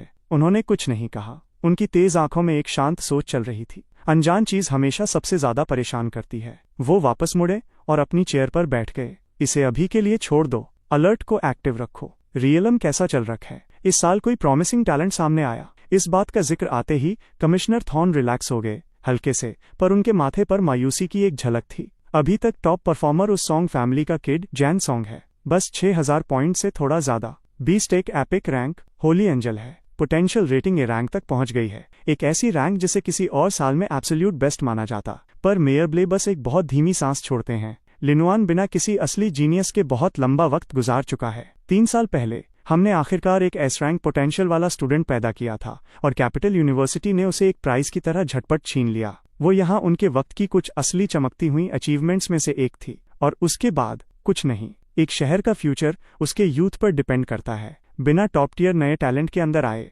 लिनुआन आसपास के शहरों के साथ कंपटीशन में सिर्फ पीछे ही छूटता जाएगा। जैसे ही ऑफिस वापस एक भारी खामोशी में डूबता है, दरवाजा झटके से खुलता है और एक फिगर अंदर लड़खड़ाती है। ये नॉविस रियलम मॉनिटरिंग सेंटर से डायरेक्टर मिंग हैं जो हाँफ रहे थे। उनका चेहरा शॉक, डिसबिलीफ और मुश्किल से रोकी हुई खुशी का एक क्योटिक मिक्स था। कमिश्नर थॉर्न उन्हें देखकर अपनी त्योरियां सिकोड़ते हैं। तुम्हें क्या हुआ? मेयर ब्ले इस हमेशा शांत रहने वाले आदमी की तरफ देखते हैं। एक सांस लो, मुझे साफ साफ बताओ क्या हुआ। डायरेक्टर मिंग अपने तेजी से धड़कते दिल को संभालने की कोशिश करते हुए गहरा घूंट भरते हैं। मेयर, हमारे पास एक और एस रैंक पोटेंशियल है। वो शब्द कमरे में किसी बिजली की कड़क की तरह गिरे। कमिश्नर थॉर्न के एक्सप्रेशन एकदम फ्रीज हो गए। मेयर ब्ले, जो अपनी चेयर पर पीछे टिके हुए थे, झटके से सीधे खड़े हो गए। तुमने क्या कहा? तुम्हें पक्का यकीन है ना कि तुमने इसे गलत नहीं पढ़ा? डायरेक्टर मिंग मजबूती से सर हिलाते हैं। वो अपने ओमनी टर्मिनल पर डेटा स्क्रीन बाहर निकालते हैं। उनके हाथ एक्साइटमेंट से कांप रहे थे और वो उन दोनों के सामने उसे रखते हैं। बिल्कुल पक्का यकीन है, मैंने इसे खुद देखा है। लक्स नाम का स्टूडेंट, उसके रियलम पॉइंट्स पहले ही 40,000 के पार जा चुके हैं। Potential rating S rank. जिस पल मैंने ये डेटा देखा, मैं सीधा यहाँ रिपोर्ट करने भागा। मेयर ब्ले उस डेटा स्क्रीन को घूरते हैं। उनकी सांस पूरी तरह रुक जाती है। 40,000 पॉइंट्स थ्रेशोल्ड से कई गुना ज्यादा। शॉक के एक पल के सन्नाटे के बाद मेयर ब्ले डेस्क पर अपना पंजा मारते हैं और झटके से अपने पैरों पर खड़े हो जाते हैं। शांत रहने का हर एक निशान गायब हो जाता है और उसकी जगह एकदम असली बेहिसाब खुशी ले लेती है। हाँ, ये सीधा आसमान से मिला एक तोहफा है। एक एस रैंक जीनियस लिनुआन सिटी के लिए किसी भी ए रैंक से कहीं ज्यादा मायने रखता है। ये कोई छोटी बात नहीं है, ये लिनुआन सिटी के फ्यूचर की उम्मीद है। उसके बगल में कमिश्नर थॉर्न अपने शौक से बाहर आते हैं। उनके चेहरे पर एक चौड़ी स्माइल फैल जाती है। कॉन्ग्रेचुलेशन मेयर, ये आपकी ही स्ट्रांग लीडरशिप है जिसके चलते हमारा शहर एक के बाद एक ऐसे टैलेंट पैदा कर रहा है। मेयर ब्ले हाथ हिलाकर उन्हें मना करते हैं। इस वक्त उनके पास फ्लैटरी के लिए बिल्कुल पेशेंस नहीं है। सर्वेलांस सेंटर चलो। उनकी आंखें एक तीखी शिद्दत से जल रही थीं। मैं खुद अपनी आंखों से देखना चाहता हूं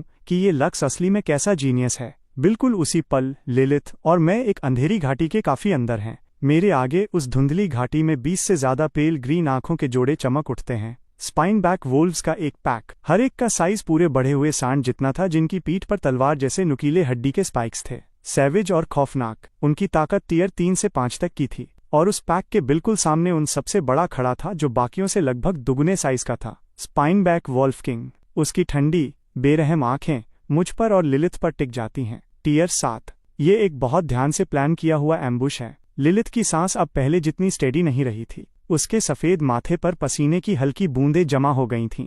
लंबे घंटों की भारी कम्बैट ने उसे काफी थका दिया था। फिर भी एब्सोल्यूशन साइट को पकड़ने वाला हाथ बिना एक भी कपक पहाड़ के बिल्कुल स्थिर था। मास्टर बी केयरफुल, लिलिथ कहती है। उसकी आवाज भारी थी। ये बीस्ट्स उन सबसे ज्यादा चालाक हैं जिनका हमने पहले सामना किया है। हमने एक टियर 5 स्पाइन बैक वोल्फ का पीछा किया जिसने जानबूझकर एक कमजोरी दिखाई थी और वो हमें सीधा इस घाटी में खींच लाया। किसने सोचा होगा कि ऐसे क्रिएचर्स जो लगभग प्योर इंस्टिंक्ट पर चलते दिखते हैं, वो असली में एक पैकमेट को बेट की तरह यूज करना जानते हैं, शिकार को एक परफेक्ट घेरे में फंसाने के लिए। फिर भी मेरे चेहरे पर टेंशन या डर का एक निशान तक नहीं है। मैं शांत आंखों से हमें घेरे हुए उन वोल्व्स को स्कैन करता हूं और मेरे होठों के कोने पर एक हल्की स्माइल आ जाती है। अच्छा है, मुझे उन्हें एक एक करके ढूंढने की मेहनत नहीं करनी पड़ेगी। जिस पल ये शब्द मेरे मुंह से निकले, लिलिथ सब कुछ परफेक्टली समझ गई। वो मुझे जो नजर देती है वो एब्सोल्यूट ट्रस्ट और एक ऐसी भड़कती हुई फाइटिंग स्पिरिट से भरी थी जो पहले से कहीं ज्यादा खौफनाक थी। और गहरा और डार्क एक उबलती हुई वॉयलेट ब्लैक एनर्जी लिलिथ से निकलती है जो एक धमाकेदार ताकत से बाहर फटती है। Skill activated, blood of 7 since. नरक की सबसे गहराई वाली ताकत से पैदा हुआ 7 डेडली सिंस की ब्लड लाइन। जो भी इस खून को कैरी करता है उसके अंदर 7 डेमन किंग्स में से एक बनने का पोटेंशियल होता है। जब तक ये एक्टिव है सारे स्टैट्स 200% बढ़ जाते हैं। इसे किसी भी वक्त डीएक्टिवेट किया जा सकता है। ड्रॉबैक ये है कि डीएक्टिवेशन के बाद थोड़े वक्त के लिए कमजोरी आती है जिसमें सारे स्टैट्स 20% गिर जाते हैं।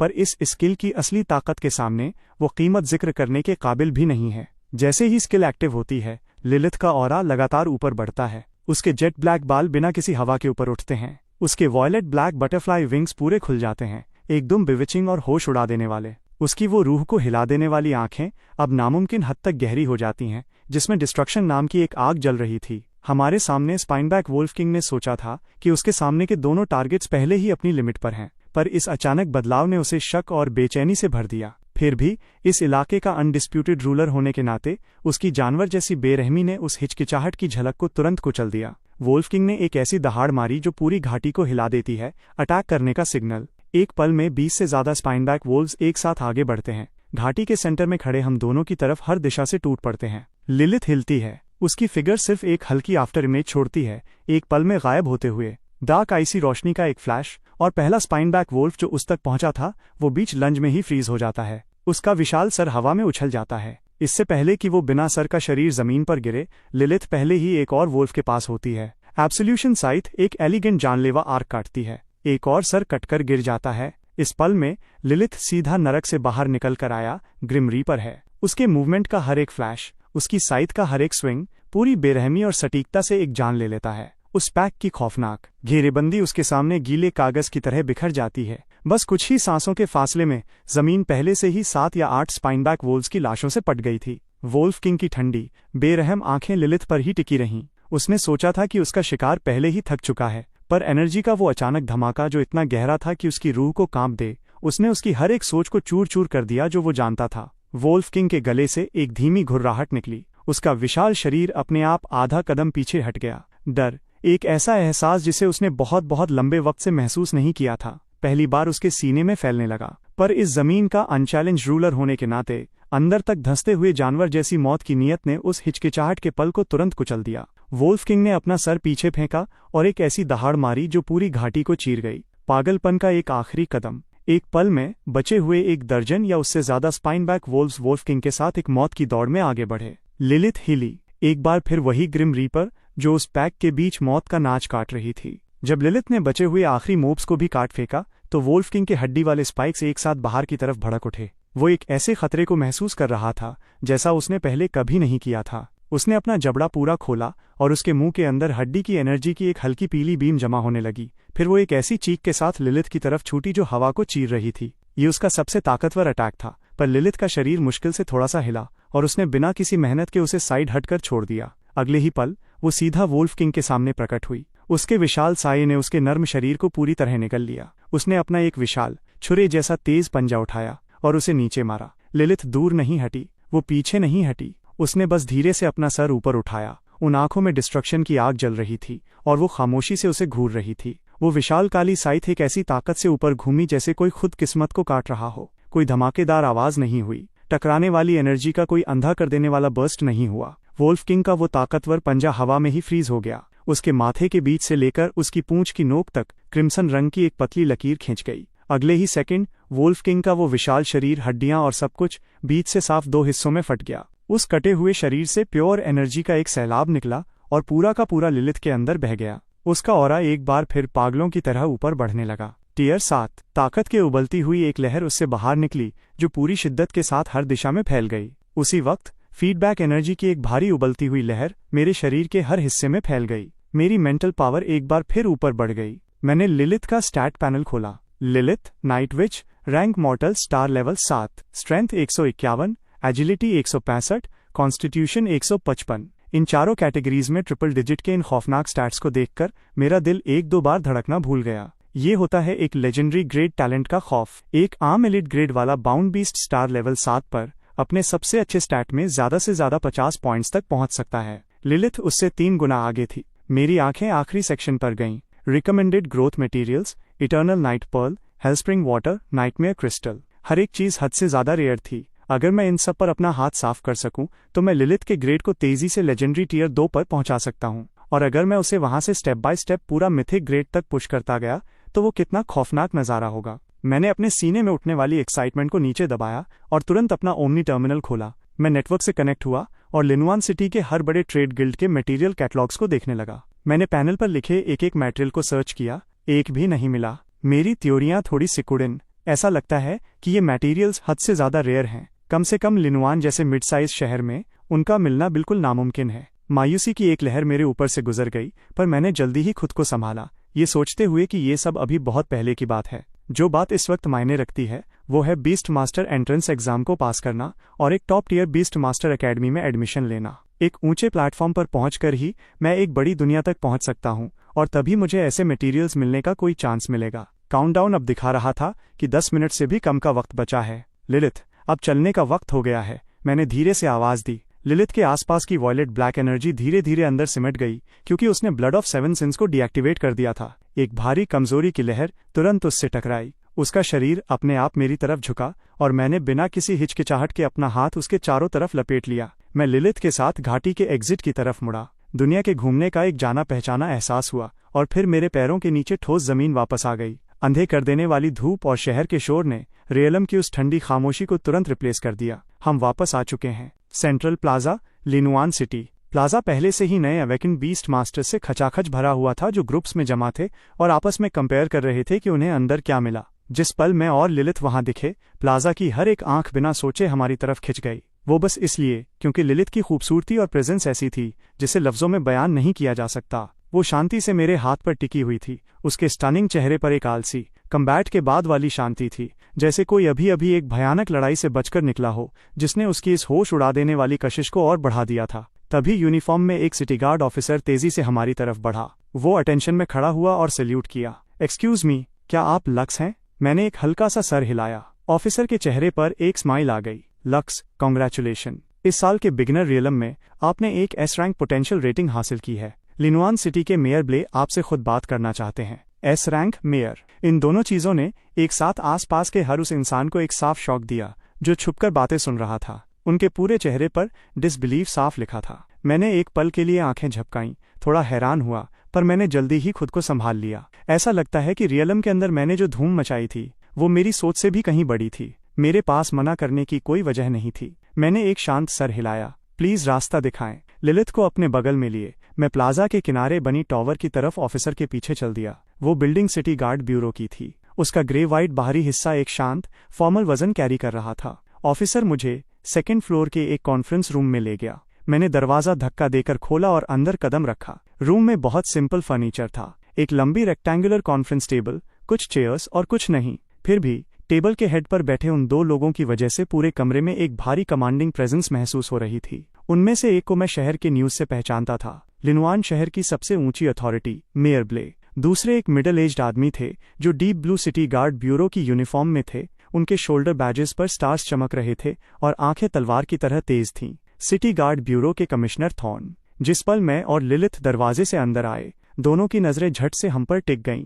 लिलिथ को देखकर उन दोनों ताकतवर लोगों मेयर और कमिश्नर की आंखों में हैरानी की एक झलक साफ दिखी, जिसे वो छुपा नहीं पाए। पर उन्होंने जल्दी ही खुद को संभाला और उनका ध्यान वापस मुझ पर शिफ्ट हो गया, पूरी बारीकी और लालच भरी क्यूरियोसिटी के साथ। बैठिए, मेयर ब्ले ने पहले कहा। उनकी आवाज शांत और आसान थी, जिसमें एक ऐसे इंसान की नेचुरल अथॉरिटी थी जिसे लंबे वक्त से पावर में रहने की आदत हो। मैं दिखावे में नहीं पड़ा। मैंने एक चेयर बाहर खींची और बैठ गया। लिलिथ खामोशी से मेरे पीछे खड़ी रही। उसके एक्सप्रेशन को पढ़ा नहीं जा सकता था। मैं लिनुआन सिटी का मेयर ब्ले हूँ और ये लिनुआन सिटी गार्ड ब्यूरो के कमिश्नर थॉर्न हैं। कमिश्नर थॉर्न ने मुझे एक हल्का सा सर हिलाया और ग्रीट किया। लक्स, एक असली यंग हीरो। मेयर ब्ले की नज़र मेरे और लिलिथ के बीच घूमी। लिनुआन शहर ने बहुत बहुत सालों से तुम्हारे जैसा टैलेंट नहीं देखा है। उनकी आवाज में साफ तारीफ झलक रही थी। मेयर साहिब, मुझे चढ़ाएं मत, मेरी तो बस किस्मत अच्छी थी। मैंने एक छोटी सी हंसी के साथ अपने नाक के पीछे हाथ फेरा। मेयर ब्ले की स्माइल और गहरी हो गई। ना एरोगेंट है, ना रेकलेस,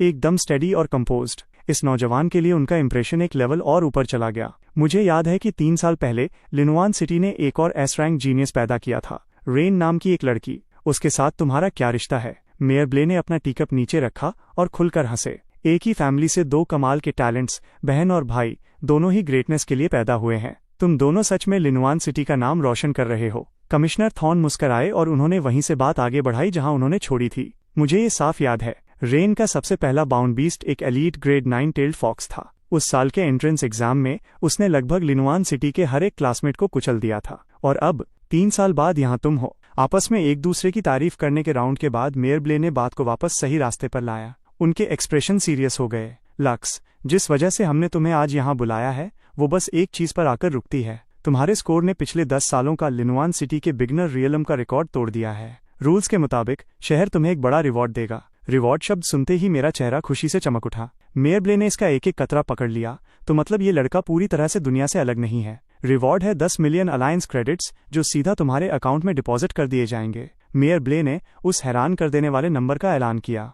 10 मिलियन किसी भी आम फैमिली को तुरंत एक बिल्कुल अलग क्लास में उठाने के लिए काफी था। फिर भी मैंने मुश्किल से कोई रिएक्शन दिया, बस मेरी थ्योरियां थोड़ी सी बदलीं। फिर मैं बोला, मेयर ब्ले, क्या इस रिवॉर्ड को बराबर वैल्यू के मटेरियल्स के साथ एक्सचेंज किया जा सकता है? मेयर ब्ले ने अपनी एक आईब्रो उठाई। उनकी आंखों में तारीफ की एक झलक आई। तुम्हें कौन से मटेरियल्स चाहिए? मेरा दिल उछल पड़ा। मैंने तुरंत उन तीनों मटेरियल्स के नाम ले लिए जो लिलिथ के पैनल पर लिखे थे। इस बात पर मेयर ब्ले के चेहरे के एक्सप्रेशन हैरानी और एक ऐसी चीज का अजीब मिक्स बन गए जिसे नाम देना मुश्किल था। कॉन्फ्रेंस रूम में एक सन्नाटा छा गया। उस खामोशी से मेरा अपना सीना भी भारी होने लगा। लक्स, क्या तुम्हें थोड़ा सा भी अंदाजा है कि उन तीनों मटेरियल्स का असली मतलब क्या है? मेयर ब्ले की आवाज धीमी हो गई। उनमें से हर एक मटेरियल एक स्ट्रैटेजिक ग्रेड रिसोर्स है जिसे दुनिया के सबसे एलीट बाउंड बीस्ट्स को डेवलप करने के लिए यूज किया जाता है। सिर्फ यहाँ लिनुआन सिटी में ही नहीं, पूरे यान होंग फेडरेशन में भी उन्हें हद से ज्यादा रेयर और अनमोल माना जाता है। वो आमतौर पर खुले मार्केट में कभी दिखते ही नहीं हैं। सुनते सुनते मेरा दिल आधा डूब चुका था। मेयर ब्ले ने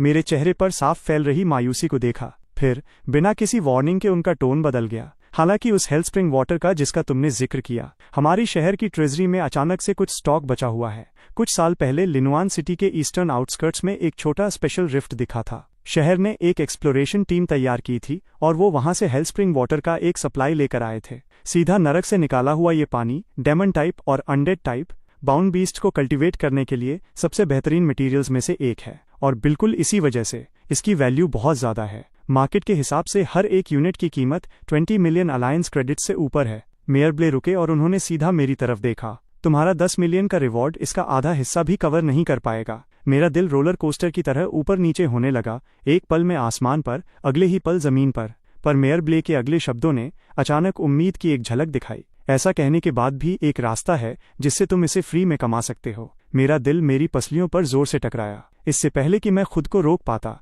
शब्द बाहर निकल आए, कैसा मौका? एक सैटिस्फाइड स्माइल आखिरकार मेयर ब्ले के चेहरे पर आ गई। एक ऐसे इंसान का लुक जिसका प्लान बिल्कुल परफेक्ट जगह पर बैठ गया हो। पिछले साल लिनुआन सिटी के साउथ वेस्ट में ब्लैकस्टोन रेंज के अंदर एक एकदम नया डंजन दिखा था। मेरे दिमाग ने तुरंत डंजन्स के बारे में जो कुछ भी मैं जानता था वो सब सामने ला दिया। रियलम्स रिसोर्स से भरे इलाके होते हैं जहां बार बार एक्सप्लोर किया जा सकता है। एक डंजन वो होता है जो रियलम बनने से पहले आता है। इसमें एक ताकतवर फाइनल बॉस होता है और सिर्फ वही पहली टीम जो उस बॉस को हराती है वो सबसे बड़े कंप्लीशन रिवॉर्ड्स पर अपना हक जताती है। एक बार जब बॉस मर जाता है तो डंजन आगे चलकर एक्सप्लोर करने वालों के लिए धीरे धीरे एक रियलम में बदल जाता है। क्या इस पर्टिकुलर डंजन में कुछ खास है? मैंने तुरंत दबाव बनाया। मेयर ब्ले ने धीरे से सर हिलाया। उनके एक्सप्रेशन सीरियस हो गए। इस डंजन में एक रैंक रेस्ट्रिक्शन है। सिर्फ मॉर्टल रैंक के डोमेन मास्टर्स और उनके बाउंड बीस्ट्स ही अंदर जा सकते हैं। अगर मॉर्टल रैंक से ऊपर का कोई भी अंदर घुसने की कोशिश करेगा तो वो तुरंत पूरे डंजन स्पेस को क्रैश कर देगा। और पिछले साल अंदर जाने वाली टीम की इंटेल के मुताबिक फाइनल बॉस एक मॉर्टल रैंक स्टार लेवल 9 का सायोनिक टाइप क्रिएचर है। मैं तुरंत प्रॉब्लम समझ गया। सायोनिक टाइप बाउंड बीस्ट्स पहले से ही हद से ज्यादा रेयर होते हैं और लिनुआन शहर सिर्फ एक मिडिल साइज शहर है। एक मॉर्टल रैंक पर ऐसा डोमेन मास्टर ढूंढना जो स्टार लेवल 9 के सायोनिक क्रिएचर का मुकाबला कर सके सच में बहुत मुश्किल है। तो ये डंजन तब से लेकर अभी तक बस बिना छुए वैसे ही वहां बैठा हुआ है। कमिश्नर थॉर्न ने बात जोड़ी, ये एक ऐसा खाना है जो सीधा टेबल पर बैठा है और हम इसका एक निवाला भी नहीं ले सकते। फ्रस्ट्रेटिंग शब्द तो शुरू भी नहीं होता बयान करने के लिए। मेयर ब्ले इस बात पर हंसे बिना नहीं रह पाए। फिर उन्होंने मुझ पर एक तीखी नजर टिकाई। लक्स, इस काम के लिए तुमसे बेहतर और कोई हो ही नहीं सकता। एक बार जब ये डंजन क्लियर हो जाएगा तो लिनुआन सिटी को एक बिल्कुल नया रियलम मिल जाएगा जो पूरे शहर के लिए एक बहुत बड़ा फायदा होगा। और उस क्लियरिंग को लीड करने वाले के नाते शहर तुम्हारे रिवॉर्ड में कोई कमी नहीं छोड़ेगा। वो हेल्थ स्प्रिंग वाटर का यूनिट जो तुम्हें कॉम्पेंसेशन के तौर पर दिया जाएगा, मुझे नहीं लगता कि कोई भी उस पर सवाल उठाएगा। वहीं दूसरी तरफ सेंट्रल प्लाजा पर रियलम के एग्जिट पर एक लंबा और सीधा खड़ा फिगर अपने चाहने वालों से घिरे हुए बाहर निकलता है। वो जैन है। उसने डिजाइनर कैजुअल कपड़े पहन लिए हैं। उसके चेहरे पर एक सेल्फ अशोर्ड और घमंडी स्माइल है। उसके बगल में चमकती हुई और आसमानी रेडिएंट एंजल ऑरोरा खामोशी से पीछे चल रही है। एक ऐसी गॉडेस जिसे इस दुनिया से कोई मतलब नहीं, जो एक ही पल में प्लाजा पर हर एक की आंख अपनी तरफ खिंच रही थी। क्या वो एलीट ग्रेड रेडिएंट एंजल है? कमाल की है। जो लोग सॉन्ग फैमिली के आगे पीछे घूमना चाहते थे वो तुरंत उनके चारों तरफ जमा हो गए। उनके चेहरों पर मस्कहरी स्माइल चिपकी हुई थी। यंग मास्टर जैन इस बार पक्का फर्स्ट प्लेस ले रहे हैं। जब रेडिएंट एंजल उनके साथ है तो भला कोई कैसे कम्पीट कर सकता है। अपने कानों में पड़ती हुए तारीफों से घिरे हुए जैन का चेहरा हर एक सेकंड के साथ और ज्यादा स्मग से भर गया। उसने आगे बढ़कर आसान फैमिलियरिटी के साथ ऑरोरा के मुलायम सुनहरे बालों पर हाथ फेरा। एक बार जब मैं फर्स्ट प्लेस ले लूं तो मैं वापस आते हुए तुम्हारे लिए होली लाइट एसेंस लेकर आऊंगा। तुम्हें स्टार लेवल 6 तक ब्रेक थ्रू करने में मदद करूंगा। ऑरोरा ने अपनी नजर थोड़ी नीचे की। एक छोटी सी सेटिस्फाइड स्माइल उसके होठों पे आई। Thank you master. जैन का सीना गौरव से फूल गया। उसने रियलम के अंदर किए हुए एक ट्रेड के बारे में सोचा। अपनी जीत पक्की करने के लिए उसने 3 हद से ज्यादा रेयर ब्लड ब्लॉसम फ्लावर्स के बदले पूरे 3000 बोनस पॉइंट्स ट्रेड किए थे। उन 6000 पॉइंट्स में जोड़कर जो उसने खुद क्रिएचर्स का शिकार करके कमाए थे, उसका टोटल पहले ही 9300 पॉइंट्स के पार पहुंच चुका था। एक ऐसा स्कोर जो रिकॉर्ड पर पिछले हर एक एस रैंक टैलेंट को कुचल देता है। फर्स्ट प्लेस सिर्फ उसका है और किसी का नहीं। जब वो अभी भी उस ख्वाब में खोया हुआ था, तभी पूरे प्लाजा पर एक धीमी घुर्राहट उठी। उसके सेंटर में लगी विशाल होलोग्राफिक स्क्रीन आखिरकार चमक उठी। भीड़ में मौजूद हर एक की सांस रुक गई। उनकी अनगिनत आंखें घूमते हुए लीडर बोर्ड पर टिक गईं। सब अपना नाम ढूंढ रहे थे।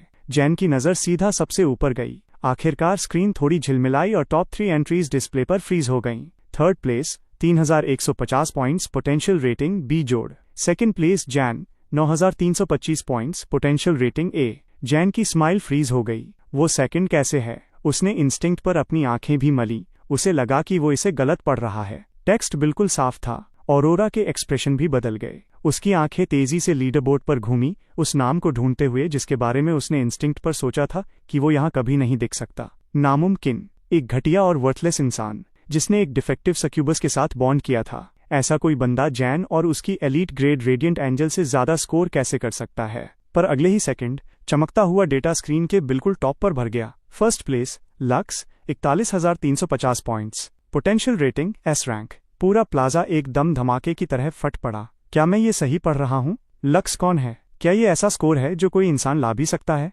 वहीं जैन का दिमाग पूरी तरह ब्लैंक हो गया। उसके 9000 पॉइंट्स, वो नंबर जिस पर उसे इतना घमंड था, इसके सामने मजाक लग रहा था। ये कैसे पॉसिबल है कि एक ऐसा इंसान जिसे वो हमेशा अपने पैरों तले कुचलता था, एक ऐसा नोबडी जिसने एक ऐसी बीस्ट के साथ बॉन्ड किया जिसे सब रिजेक्ट और डिफेक्टिव कहते थे, वो एस रैंक रेटिंग ले आया। भड़कती हुई बेइज्जती और नफरत ने उसके दिमाग को जलाकर रख दिया। चीटिंग, वो शब्द जैन के गले से एक चीख की तरह बाहर निकला। उसने स्क्रीन के टॉप पर चमकते हुए नाम की तरफ अपनी कांपती हुई उंगली से इशारा किया। ये पक्का चीटिंग है। ये नामुमकिन है। एक सिटी गार्ड ऑफिसर आगे बढ़ा। प्लीज अपने शब्दों पर ध्यान दे। इस रियलम का एक एक डेटा सर्विलांस सेंटर और शहर के ऑफिशियल कॉन्ट्रैक्ट सिस्टम से वेरीफाई किया गया है। इसमें कोई भी गड़बड़ी नहीं है। रैंकिंग्स बिल्कुल सही और फाइनल है। ऑफिशियल वेरिफिकेशन ने जैन की उम्मीद की आखिरी किरण को भी बुझा दिया और उसके घमंड को पूरी तरह चूर चूर कर दिया। उसके आसपास की भीड़ के एक्सप्रेशंस बदल गए। साफ तरस के साथ साथ खुला मजाक दिख रहा था। जैन अब यहाँ एक सेकंड भी खड़ा नहीं रह सकता था। चलो, उसने ऑरोरा का हाथ पकड़ा और घूरती हुई आंखों के तूफान के बीच से भीड़ को धक्का देते हुए निकल गया। मैं कसम खाता हूँ कि एंट्रेंस एग्जाम के प्रैक्टिकल असेसमेंट में मैं तुम्हें अपने पैरों के नीचे मसल दूंगा। वो जहरीला ख्याल जैन के दिमाग में चिल्ला रहा था। ऑरोरा उसकी पकड़ के चलते पीछे लड़खड़ाती हुई चली गई। उसका चेहरा कागज की तरह सफेद हो चुका था। उसके दिमाग में एक ख्याल आया, एक ऐसा ख्याल जिसने उसकी रूह तक को कांप दिया, और वो उसे पीछे नहीं ढेल पाई। क्या उसने उस वक्त जो फैसला लिया था वो असली में सही था? रात हो जाती है। सिर्फ तभी मैं और लिलिथ आखिरकार उस टावर से बाहर निकलते हैं। सेकंड फ्लोर के कॉन्फ्रेंस रूम में मेयर ब्ले और कमिश्नर थॉर्न एक दूसरे के बगल में खड़े हुए हम दोनों को एक साथ दूर जाते देख रहे थे।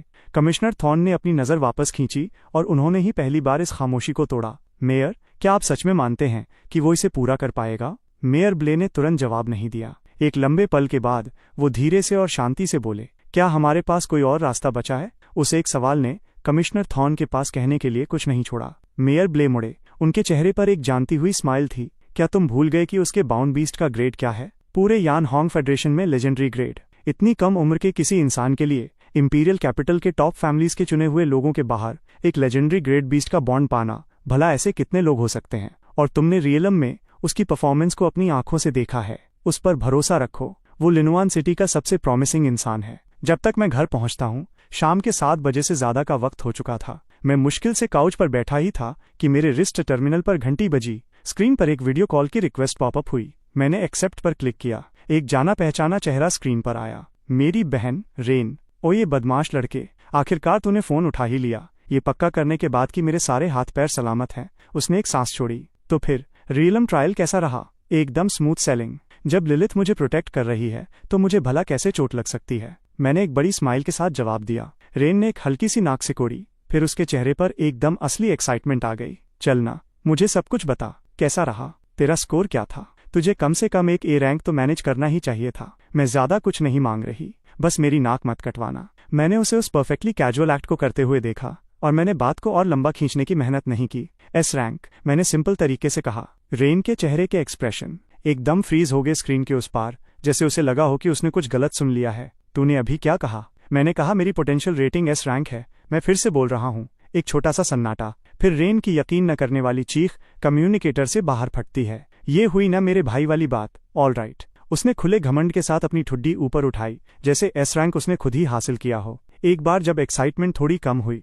तो उसके दिमाग में कुछ और आया। अच्छा सुन, लिलिथ का ग्रेड क्या है वैसे? तू पिछली बार मुझे नहीं बता पाया था, पर अगर उसने तेरी एस रैंक लाने में मदद की है तो उसका ग्रेड कम से कम एलीट तो होगा ही ना, राइट? एक्चुअली वो लेजेंडरी है। लेजेंडरी? रेन ने रिफ्लेक्स पर उसे रिपीट किया, फिर उस शब्द का असली मतलब दिमाग में बैठा। उसकी आंखें डिनर प्लेट्स जितनी बड़ी हो गईं। ये शौक पिछले वाले से कहीं ज्यादा बड़ा था। वो बिना एक शब्द बोले एक लंबे पल तक मुझे घूरती रही। आखिरकार एक अच्छे वक्त के बाद उसने एक लंबी सांस छोड़ी और एक ऐसी आवाज में कहा जो खुद तय नहीं कर पा रही थी कि उसे कैसा लग रहा है। तू एकदम नंबर 1 का लकी किस्मत वाला बंदा है। मैं बस मुस्कुरा दिया और कुछ नहीं बोला। फिर मैंने गियर बदला और उसे वो सब बताया जो मेयर ब्ले ने कहा था। जब तक मैंने बात खत्म की, रेन की स्माइल एक पल में गायब हो गई और उसकी जगह एक भारी साफ दिखने वाली चिंता ने ले ली। नहीं, ये बहुत डेंजरस है। वो एक स्टार लेवल 9 का क्रिएचर है और वो भी एक सायोनिक टाइप, सबसे घटिया किस्म का। तू अभी अभी एक बीस्ट मास्टर बना है। तू इस तरह का रिस्क लेने के बारे में सोच भी कैसे सकता है? पर मुझे वो हेलस्प्रिंग वाटर चाहिए। मैंने उसकी बात बीच में काट दी। मेरी आवाज एकदम स्टेडी और पक्की थी। रेन खामोश हो गई। वो अच्छे से जानती थी कि ऐसे मटेरियल की वैल्यू क्या होती है। वो समझती थी कि एक बाउंड बीस्ट की ग्रोथ के लिए इसका क्या मतलब है। वो एक लंबे सन्नाटे में डूब गई। उसके दिमाग का हर एक हिस्सा कह रहा था कि उसे अपने भाई को ये रिस्क लेने से रोकना चाहिए, पर वो ये भी जानती थी कि एक डोमेन मास्टर के लिए मौका ही सब कुछ होता है। अगर ये वाला मिस कर दिया, वो मौका जो मेयर खुद तुम्हारे हाथ में दे रहा है, तो अगली बार जब तुम्हें इस कैलिबर का कोई खजाना चाहिए होगा तो कौन जाने कितना लंबा इंतजार करना पड़ेगा। आखिरकार उसने एक लंबी शांत सांस छोड़ी। ठीक है, मैं समझ गई। उसकी आंखें सीरियस हो गईं, पूरी तरह सीरियस। बाकी मटेरियल्स, वो इटर्नल नाइट पर्ल और नाइटमेयर क्रिस्टल, मैं यहाँ इंपीरियल कैपिटल में उन पर नजर रखूंगी। पर तुम्हें मुझसे वादा करना होगा कि जब तुम कल उस डंजन में जाओगे तो सेफ्टी सबसे पहले आएगी। कोई दिखावा नहीं, कोई हीरो बनने की कोशिश नहीं। क्लियर है ना? मैंने मजबूती से सर हिलाया। कुछ और बार आगे पीछे याद दिलाने के बाद हमने कॉल एंड कर दिया। बिल्कुल तभी मेरे पीछे से बाथरूम के दरवाजे की एक हल्की आवाज आई। हवा में एक गरम नियमित खुशबू फैल गई, सटल और क्लीन, भाप के एक झोंके के साथ आई हुई। एक नर्म गरम फिगर धीरे से मेरी पीठ से टिक गई और एक हाथों का जोड़ा जो सफेद जेड जैसे पीले थे मेरे गले के चारों तरफ लिपट गया। लिलिथ अभी अभी बात से बाहर निकली थी। वो ढीले तरीके से बस एक वाइट टॉवल में लिपटी हुई थी। उसने अपनी नाजुक ठुड्डी धीरे से मेरे शोल्डर पर रख दी। मास्टर, उसकी आवाज मुश्किल से एक विस्पर से ऊपर थी। लिलिथ के लिए आपने जो कुछ भी किया उस सबके लिए थैंक। रियलम के अंदर मौत की कगार तक लड़ना, उस मीटिंग रूम में मेरे लिए अपनी जगह पर टिके रहना, उसने ये सब देखा था। वो जानती है कि आप जो कुछ भी करते हैं वो उसके लिए है, उन रेयर मटेरियल्स को ढूंढने के लिए जो उसे और ज्यादा ताकतवर बनाएंगे। उस एहसास का वजन उसके सीने को एक ऐसी चीज से भर देता है जिसे वो लफ्जों में बयान नहीं कर सकती। एक ऐसी ग्रैटिट्यूड जो इतनी गहरी थी कि दर्द देती थी और उसके नीचे कुछ बिटर स्वीट सा था। लिलिथ ने अपना चेहरा थोड़ा और पास दबाया। सच तो ये है कि बस आपसे मिल पाना, मास्टर, उस कर्स्ड सील से आखिरकार आजाद हो पाना। लिलिथ इसके लिए पहले से ही हद से ज्यादा शुक्रगुजार है। मैं और ताकतवर बनूं या ना बनूं, वो मेरे लिए मायने नहीं रखता। जब तक मैं इस तरह आपके साथ रह सकूं, आपकी हिफाजत कर सकूं, उतना ही काफी है। उसके शब्दों ने मेरे सीने में एक तेज झटका दिया। मैं उनमें एकदम असली सिंसियरिटी महसूस कर सकता था और कुछ बहुत दर्दनाक हद तक छोटा, जैसे वो उससे कहीं कम मांग रही हो जितनी कि वो हकदार है। मैंने आगे बढ़कर अपना हाथ धीरे से उसके हाथों पर रख दिया जहां वो मेरे सीने से टिके हुए थे।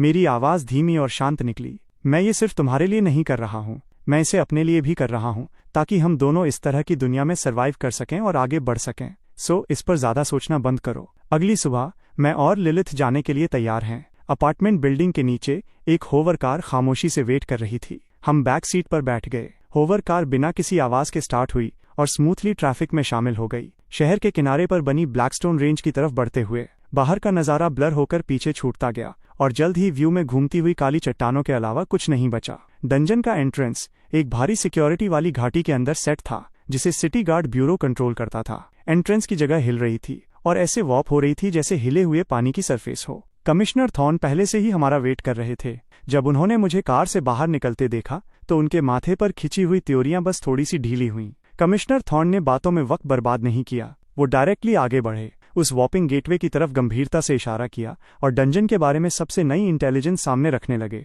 कई राउंड्स के रिमोट स्कैनिंग और एनालिसिस के बेसिस पर हम इस बात को कंफर्म कर सकते हैं कि अंदर का हिस्सा कोई आम गुफा नहीं है। हमने इसे टाइड क्रॉल मेज का नाम दिया है। अंदर के ज्यादातर क्रिएचर्स फाइनल बॉस के डायरेक्ट सायोनिक कंट्रोल में हैं। वही सबसे कोर चैलेंज है। अंदर आप न सिर्फ दुश्मनों के लगातार आने वाले वेव्स का सामना करेंगे बल्कि बॉस के सायोनिक स्ट्राइक्स का भी। बोलते बोलते उन्होंने अपने कोट के अंदर हाथ डाला और एक छोटा सा लैग बॉक्स बाहर निकाला। उन्होंने इसे खोला और एक गरम मुलायम येलो जेड पेंडेंट ध्यान से मेरे हाथ में रख दिया। ये क्लैरिटी जेड है। ये सायोनिक अटैक्स के खिलाफ आपका रेजिस्टेंस बढ़ाता है। एक क्रिटिकल मोमेंट पर इसे क्रश कर देना और ये आपके चारों तरफ एक ताकतवर, एक बार यूज होने वाला सायोनिक बैरियर बना देगा। याद रखना, आपको सिर्फ एक ही चांस मिलेगा। मैंने उस जेड से निकलने वाली हल्की ठंडक को महसूस किया और उसे ध्यान से अपने गले के चारों तरफ लटका लिया। मैंने एक सर हिलाया। फिर कमिश्नर थॉर्न के सीरियस घूरने के बीच मैं और लिलिथ एक दूसरे का हाथ पकड़कर उस रिपलिंग गेटवे के अंदर कदम रख देते हैं। वजन न होने का एक वेव टकराया। दुनिया मेरे पैरों के नीचे से घूम गई। जब ठोस जमीन मेरे पैरों के नीचे वापस आई तो हम पूरी तरह से किसी अलग जगह पर थे। डार्क ग्रे पत्थर का एक विशाल मेज हमारे चारों तरफ फैला हुआ था। दीवारें इतनी ऊंची उठ रही थीं कि ऊपर कोई आसमान दिख ही नहीं रहा था। बस रॉक के दरारों से एक धीमी, अजीब सी चमक बाहर निकल रही थी। अनगिनत आपस में बटे हुए रास्ते हमारे सामने फैले थे, घूमते हुए और एक दूसरे के ऊपर आते हुए, जिसे एक नज़र में समझना नामुमकिन था। हवा में एक धीमी, मुश्किल से महसूस होने वाली सायोनिक एनर्जी घूम रही थी, जैसे इनविजिबल उंगलियां अंदर आने वाले किसी भी इंसान के नर्व्स को लगातार दबा रही हों। दीवारों के साथ लगे अंधेरे में से अचानक कुछ डार्क शेप्स बाहर निकल के आए। ये लो लेवल के क्रिएचर्स थे जिनके दिमाग यहाँ के सायोनिक फील्ड की वजह से पहले ही खराब हो चुके थे। उनकी बॉडीज बहुत ही अजीब और ग्रोटेस्क थीं और आंखें बिल्कुल लाल चमक रही थीं। लिलिथ ने तो अपनी जगह से हिला तक नहीं, उसने बस अपनी नज़र ऊपर उठाई और उसकी आंखों में एक वायलेट लाइट चमकने लगी। वो चार्ज करते हुए क्रिएचर्स हवा में ही फ्रीज हो गए और दर्द से चीखने लगे। उनकी बॉडीज बहुत बुरी तरह से झटके खाने लगीं। फिर ठीक मेरे सामने उन्होंने अपने ही क्लॉज अपने ऊपर चला दिए और वहां ढेर हो गए। लिलिथ के पास जिस लेवल की सायोनिक पावर है, उससे वो बिना कोई स्किल एक्टिवेट किए भी ऐसे लो लेवल के छोटे मोटे कचरे को अपनी उंगलियों पर नचा सकती है। मुझे इस बात का कोई अचंभा नहीं था। इस मेज में किसी बिना दिमाग के मुर्गे की तरह भटकने के बजाय मैंने अपना रिस्ट टर्मिनल निकाला। कमिश्नर थॉर्न ने पहले ही सिटी गार्ड ब्यूरो का एक्सप्लोरेशन मैप अपलोड कर दिया था। एक पेल ब्लू रंग का होलोग्राफिक डिस्प्ले मेरे सामने पॉपअप हुआ। मेज का पूरा 3 डायमेंशनल लेआउट एकदम शार्प डिटेल में दिख रहा था। जोंग डुआन के नेविगेशन सिस्टम द्वारा कैलकुलेट किया गया एक गोल्डन रूट लेयर्ड कॉरिडोर्स को काटता हुआ सीधा मेज के सबसे गहरे पॉइंट यानी बॉस के लेयर की तरफ इशारा कर रहा था। मैप की मदद से हम उस गोल्डन पाथ पर चलते हुए मेज में बहुत तेजी से आगे बढ़े। रास्ते में हमें सायोनिक कंट्रोल वाले क्रिएचर्स के कई और वेव्स मिले। लिलिथ ने उन सबको सबसे एफिशिएंट तरीके से निपटाया। कई घंटों बाद रास्ता अचानक खुल गया। एक बहुत बड़ा अंडरग्राउंड कैवर्न हमारे सामने फैला हुआ था। फाइनली हमें डंजन का फाइनल बॉस दिख गया। कैवर्न के बिल्कुल सेंटर में एक भयानक मास बैठा था। एक बड़ा सा ग्रीन ब्लॉब ऑफ फ्लैश जो किसी जायंट स्लाइम जैसा लग रहा थी। उसकी सरफेस एकदम स्लिक और चमकदार थी। उसके सेंटर में एक बहुत बड़ी आंख थी। उस मास के बेस से असंख्य मोटी, सेमी ट्रांसपेरेंट न्यूरल टेंड्रिल्स निकलकर कैवर्न की दीवारों में अंदर तक धसी हुई थीं। मैंने तुरंत अपना चीट पैनल खोला। Mind field grade heroic tier 5 level lower star level 9 strength 51 agility 78 constitution 63 spirit 170। जिस पल मैं और लिलिथ वहां प्रकट हुए, माइंड फील्ड ने तुरंत हम पर नजर टिका दी, लेकिन उसने तुरंत अटैक नहीं किया। इसके बजाय उसमें से एक साइलेंट सायोनिक श्रीक बाहर निकली जो एक झटके में पूरे मेज में फैल गई। अगले ही सेकंड कैवर्न में खुलने वाली हर एक टनल से क्रिएचर्स का एक काला समुंदर बाहर आने लगा। उन सब की आंखें लाल चमक रही थीं और उनकी अपनी थोड़ी सी भी सोचने समझने की क्षमता खत्म हो चुकी थी। उनके लेवल स्टार लेवल 2 से 5 के बीच थे और वो लोग तादाद में कई दर्जन थे। वो अपनी जान की परवाह किए बिना चार्ज कर रहे थे और उन्होंने माइंड फील्ड के सामने फ्लैश और बोन की एक दीवार खड़ी कर दी थी। माइंड फील्ड का प्लान एकदम साफ था। सबसे पुरानी और सबसे ब्रूटल टैक्टिक दुश्मन को तब तक लाशों के ढेर में दबाए रखो जब तक वो टूट ना जाए। मैंने उस क्रिएचर्स की खत्म ना होने वाली वेव को देखा और मेरे चेहरे पर एक अजीब सा एक्सप्रेशन आया। मैं माइंड फील्ड की इस कॉशियस और विशियस स्ट्रैटेजी को साफ देख सकता था। मैंने अपना सिर लिलिथ की तरफ थोड़ा झुकाया और धीरे से कहा, ये हमसे डर रहा है। ये इस सारे कैनन फॉडर का यूज करके हमें थकाना चाहता है। अगर ऐसी बात है तो चलो इसे एक असली सरप्राइज देते हैं। लिलिथ आगे बढ़ी। उस कैवर्न की बिना हवा वाली जगह में भी उसकी ब्लैक स्कर्ट थोड़ी हिली। उसने अपना एक हाथ, जो ट्रांसलूसेंट पोर्सिलेन जैसा गोरा और साफ था, अपने चेस्ट तक उठाया। उसके होंठ खुले और उसके गले से फैटल एल्योर से भरे हुए पुराने क्रिप्टिक सिलेबल्स धीरे धीरे निकलने लगे। उसके बोलने की आवाज बहुत तेज नहीं थी, पर उसमें एक ऐसी पावर थी जो सीधा सोल को काटती हुई कैवन के हर कोने में साफ गूंज रही थी, यहाँ तक कि फुल फोर्स में चार्ज करते हुए सैकड़ों क्रिएचर्स के शोर से भी ऊपर उठ रही थी। Skill activated, fog of the dead zone. Caster को सेंटर में रखकर ये एक फैलता हुआ ब्लू वायलेट मिस्ट समन करता है जो आसपास के एरिया को कवर कर लेता है। जो भी क्रिएचर इसमें सांस लेगा वो इल्यूजन्स में डूब जाएगा और दुश्मन दोस्त में फर्क नहीं कर पाएगा। अगर कोई इससे सांस के जरिए अंदर ना भी ले तो लंबे समय तक स्किन कांटेक्ट में रहना ही इस इफेक्ट को ट्रिगर करने के लिए काफी है। जैसे ही आखिरी सिलेबल खत्म हुआ, लिलिथ की बॉडी से हर तरफ एक घन गोरा वायलेट मिस्ट निकलने लगा जो इतना थिक था कि लगभग सॉलिड लग रहा था। वो वायलेट मिस्ट गोल गोल घूमते हुए जिंदा हो उठा। उसके अंदर असंख्य अट्रैक्टिव सिलहूट्स घूमती और डांस करती हुई दिखीं। असंख्य सुंदर चेहरे आपको देखकर मुस्कुरा रहे थे। हवा में एक ऐसी हॉन्टिंग मेलोडी फैल गई जो रूह में समा रही थी। कानों में घुसती हुई किसी भी लिविंग थिंग के अंदर छुपी हुई वायलेंस और डिस्ट्रक्शन की सबसे पुरानी दबी हुई भूख को आराम से जगा रही थी। वो चार्ज करता हुआ होठ सीधा उस वायलेट मिस्ट के अंदर घुसा। सबसे आगे एक स्टार लेवल 5 स्टोन ब्रूट था जिसकी लाल आंखें माइंड फील्ड के कंट्रोल में चमक रही थीं। जैसे ही उसने मिस्ट में कदम रखा, उसका एक्सप्रेशन उस गुलाम जैसी फ्रेंजी से बदलकर एकदम पागलपन वाले खींच में बदल गया। उस स्टोन ब्रूट ने एक कान फाड़ने वाली दहाड़ मारी, लेकिन ये दहाड़ अब मेरे और लिलिथ के खिलाफ नहीं थी। वो अचानक घूमा और उसने ठोस पत्थर जैसे अपने मुक्कों को अपने पास खड़े स्टार लेवल 4 शैडो वुल्फ पे दे मारा। शैडो वुल्फ को तो रिएक्ट करने का मौका तक नहीं मिला। उसका स्कल चकनाचूर हो गया। वो एक सिग्नल था। अब कत्लेआम शुरू हुआ। पूरा होर्ड उस मिस्ट के रेंज में आते ही अपना कंट्रोल खो बैठा। अगले 10 सेकंड्स में ही वो पूरा कैवर्न कटे फटे अंगों का एक खून से सना नाइटमेयर बन गया। इस सब के बीच में माइंडफील्ड की वो बड़ी सी पुतली बहुत बुरी तरह सिकुड़ गई। उसमें डिसबिलीफ, इनकॉम्प्रहेंशन और हड्डियों तक कांपने वाला डर साफ दिख रहा था। वो सायोनिक डोमिनेंस जिसके ऊपर उसे हमेशा इतना घमंड था, उस वायलेट मिस्ट के कांटेक्ट में आते ही एक इंस्टेंट में घुल गई, जैसे कोई धूल साफ हो जाती है। वो महसूस कर सकता था कि उन क्रिएचर्स के साथ उसका एक एक सायोनिक लिंक टूट रहा था, जिसे किसी और ज्यादा डोमिनेंट, ज्यादा एडवांस्ड और पूरी तरह आउट ऑफ लीग पावर ने ओवरराइड कर दिया था। और ये सिर्फ टूटना नहीं था, वो छोटी, डेलिकेट और सुंदर दिखने वाली फिगर एक ऐसी सायोनिक कंट्रोलर थी जो उससे खुद से कई गुना ज्यादा टेरिफाइंग थी। भागो, बस यही एक अकेला थॉट उसके दिमाग के हर कोने में फैल गया। एक गहरी, भारी थड की आवाज आई। माइंड फील्ड की वो फैली हुई स्लिक बॉडी स्टोन फ्लोर से खुद को आजाद करने के लिए खिंची। उसकी semi transparent neural tendrils cavern की दीवारों से एक एक करके उखड़ने लगी, अपने साथ पत्थर के टुकड़े और धूल खींचती हुई। उनमें से सबसे मोटी दर्जनों टेंड्रिल्स फ्लोर पर किसी जायंट ऑक्टोपस के हाथ की तरह फड़फड़ाने लगी। वो फ्लैश का बड़ा सा ढेर एक ऐसी स्पीड से भागा जो उसके साइज के हिसाब से बिल्कुल अजीब थी, कैवर्न के पीछे बने उस डार्क टनल की तरफ पागलों की तरह दौड़ते हुए। दोबारा सोचो, लिलिथ, जो उस वायलेट मिस्ट के सेंटर में खड़ी थी, ने उस बड़े से ब्लॉब को डर के मारे भागते हुए देखा। उसके होठों पर एक ठंडी और कॉन्टेम्पचुअस स्माइल आई। उसने अपनी जगह पर बस एक हल्का सा आफ्टर इमेज छोड़ा और उसकी पूरी बॉडी ब्लैक लाइटनिंग की एक कौंध बनकर एक ही पल में उस गैप को खत्म करने के लिए आगे बढ़ गई। देखने लिलिथ की मौत का वो काला साया उसके और ज्यादा पास आता जा रहा था। माइंडफील्ड ने अचानक अपना रास्ता बदल लिया। उसने अपने पीछे खड़ी लिलिथ को इग्नोर किया और अपनी सायोनिक पावर की आखिरी बूंद तक को एक ही पॉइंट पर जमा कर दिया, जिसे उसने एक चमकती हुई पेल बीम में बदल दिया, सोल डेथ रे। अगले ही पल उसने सोचने की स्पीड से भी तेज सीधा मेरी तरफ फायर कर दिया। वो अटैक बहुत ही खतरनाक और एकदम सटीक था, लेकिन जैसे ही वो बीम मुझे लगने वाली थी, लिलिथ न जाने कहां से अचानक बीच में आ गई। उसने बिना किसी हिचकिचाहट के पीछे भागना छोड़ दिया और खुद को मेरे और उस बीम के बीच में झोंक दिया और उस अटैक का पूरा फोर्स अपनी पीठ पर झेल लिया। लिलिथ के मुंह से एक दबी हुई कराह निकली। उसके होठों के कोने से खून की एक पतली धार बह निकली, लेकिन वो बिल्कुल सीधी खड़ी रही और मुझे अपने पीछे पूरी तरह शील्ड करके रखा। उसने अपना सिर पीछे घुमाया और मुझे देखा कि मैं ठीक हूँ। उसकी एम्बर आंखों में एक ऐसा सुकून दिखा जो लगभग डर जैसा था। लिलिथ को मेरी वजह से चोट लगते देख मेरी आंखें एक पल में बर्फ जैसी ठंडी हो गईं। मैंने अपने बेल्ट पाउच से एक हीलिंग वायल निकाली और उसे लिलिथ के हाथों में थमा दिया। एक बार जब लिलिथ ने कंफर्म कर लिया कि उसका मास्टर बिल्कुल सही सलामत है, वो धीरे से दोबारा घूम गई। वो एम्बर आंखें जो कभी देखने वालों को अपना दीवाना बना लेती थीं, अब उनमें सिर्फ और सिर्फ जान से मारने का इरादा था। एकदम सूनी ठंडक और आसमान छूता हुआ बेहिसाब गुस्सा। तुम्हें इसकी कीमत चुकानी होगी। Blood of 7 since. जैसे ही ये शब्द उसके होठों से निकले, उसकी बॉडी से एक ऐसी भयानक ऑरा निकली जिसे बयान नहीं किया जा सकता और वो पूरे कैवर्न में फैल गई। लिलिथ की प्रेजेंस और ऊपर उठने लगी। उसमें से निकलने वाला प्रेशर पहले के मुकाबले कई गुना ज्यादा भारी और दबा देने वाला था। माइंड फील्ड डर के मारे थर थर कांपने लगा, क्योंकि उसे लिलिथ के ब्लड लाइन में एक एब्सोल्यूट और जिसे रोका न जा सके ऐसी डोमिनेंस महसूस हो रही थी। वो मुकाबला करने की सोच भी नहीं सकता था। लिलिथ अपनी जगह से गायब हो गई। अगले ही सेकंड जहरीली नफरत से भरी एक ठंडी फुसचुसाहट माइंड फील्ड के सिर के पीछे गूंजी। अब महसूस करो कि असली बेबसी क्या होती है। उसमें से एक ऐसी ना बयान होने वाली क्रशिंग प्रेशर निकली, जैसे कोई इनविजिबल तूफान एक पल में पूरे स्पेस में फैल गया हो। All stats plus 200। उसकी स्ट्रेंथ, एजिलिटी, कॉन्स्टिट्यूशन और स्पिरिट इस पल में बहुत ही ज्यादा हाइट्स पर पहुंच गए।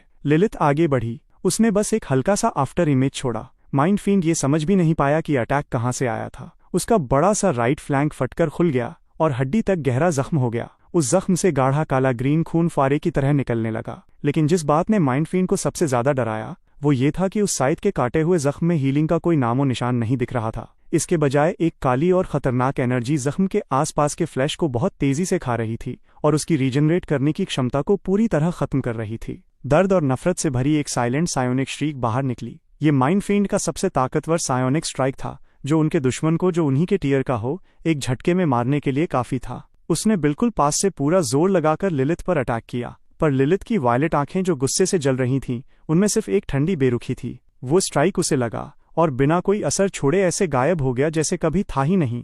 ब्लड ऑफ 7 सेंस एक्टिव होने के साथ उसकी सायोनिक पावर पहले ही इतनी बढ़ चुकी थी जो माइंड फील्ड के समझ के बाहर थी। एक हिट और कुछ भी नहीं हुआ। माइंड फील्ड पूरी तरह डिस्पेयर में डूब गया। लिलिथ एक बार फिर ब्लैक लाइटनिंग बन गई और माइंड फील्ड की उस बड़ी सी बॉडी के चक्कर लगाते हुए बेरहमी से एक एक करके उसे खत्म करने लगी। एब्सोल्यूशन साइड का हर एक वार उसके फ्लैश में हड्डी तक गहरा जख्म कर रहा था। अब इस पूरे मामले को एक फाइट भी नहीं कहा जा सकता था। बैटल से बाहर खड़े होकर मैं शांति से इस सिचुएशन को देख रहा था, पर मेरी थ्योरी पर थोड़ी शिकन आ गई। अपने कॉन्ट्रैक्ट के इनविजिबल बॉन्ड के जरिए मैं साफ महसूस कर सकता था कि लिलिथ की एनर्जी कितनी तेजी से खत्म हो रही थी। ब्लड ऑफ 7 सेंस जो पावर लाता है वो मुफ्त में नहीं आती। इसके साथ जो उसने पहले पूरे एरिया वाले स्किल का यूज करके कचरे क्रिएचर्स को साफ किया था, उस वजह से लिलिथ का रिजर्व बहुत तेजी से जल रहा था। इतनी तेजी से कि मेरे दिमाग में भी सुई चुभने जैसा तेज दर्द होने लगा था। ये इस बात का इशारा था कि कॉन्ट्रैक्ट के जरिए सायोनिक एनर्जी हद से ज्यादा खींची जा रही है। इसे अभी खत्म करना होगा। ठीक तभी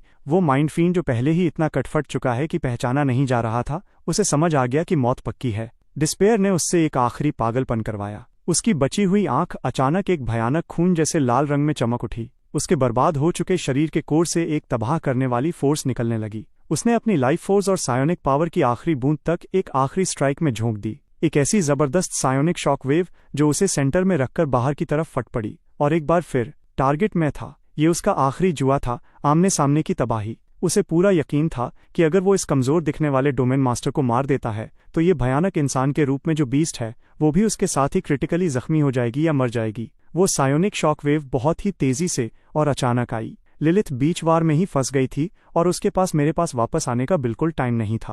पहली बार उसके चेहरे पर साफ पैनिक दिखा, मास्टर। लेकिन उस शॉकवेव के बिल्कुल रास्ते में खड़े होने के बाद भी मेरे चेहरे पर डर का एक निशान तक नहीं था। अगर कुछ था तो मेरे होठों पर एक ठंडी मजाक उड़ाने वाली स्माइल थी। मैंने धीरे से अपना हाथ उठाया और इससे पहले कि वो शॉकवेव मुझे छू पाती, मैंने अपने चेस्ट पर लटकते हुए गर्म जेड पेंडेंट को तोड़ दिया। एक तेज चटकने की आवाज आई। एक मिट्टी जैसे पीले रंग का थिक बैरियर जो किसी किले की दीवार जैसा मजबूत था, मेरे चारों तरफ पूरी तरह से सील हो गया। सायोनिक शॉकवेव ठीक उसी पल वहां पहुंची, बैरियर से टकराई और बिखर गई और असंख्य बिना नुकसान पहुंचाने वाली चिंगारियों में बदलकर गायब हो गई। बैरियर के अंदर मैं बिल्कुल सही सलामत खड़ा था। माइंड फील्ड का आंख एकदम साफ डिस्पेयर और डिसबिलीफ से भर गया। उसकी कॉन्शियसनेस ठीक इसी पल में हमेशा के लिए फ्रीज हो गई।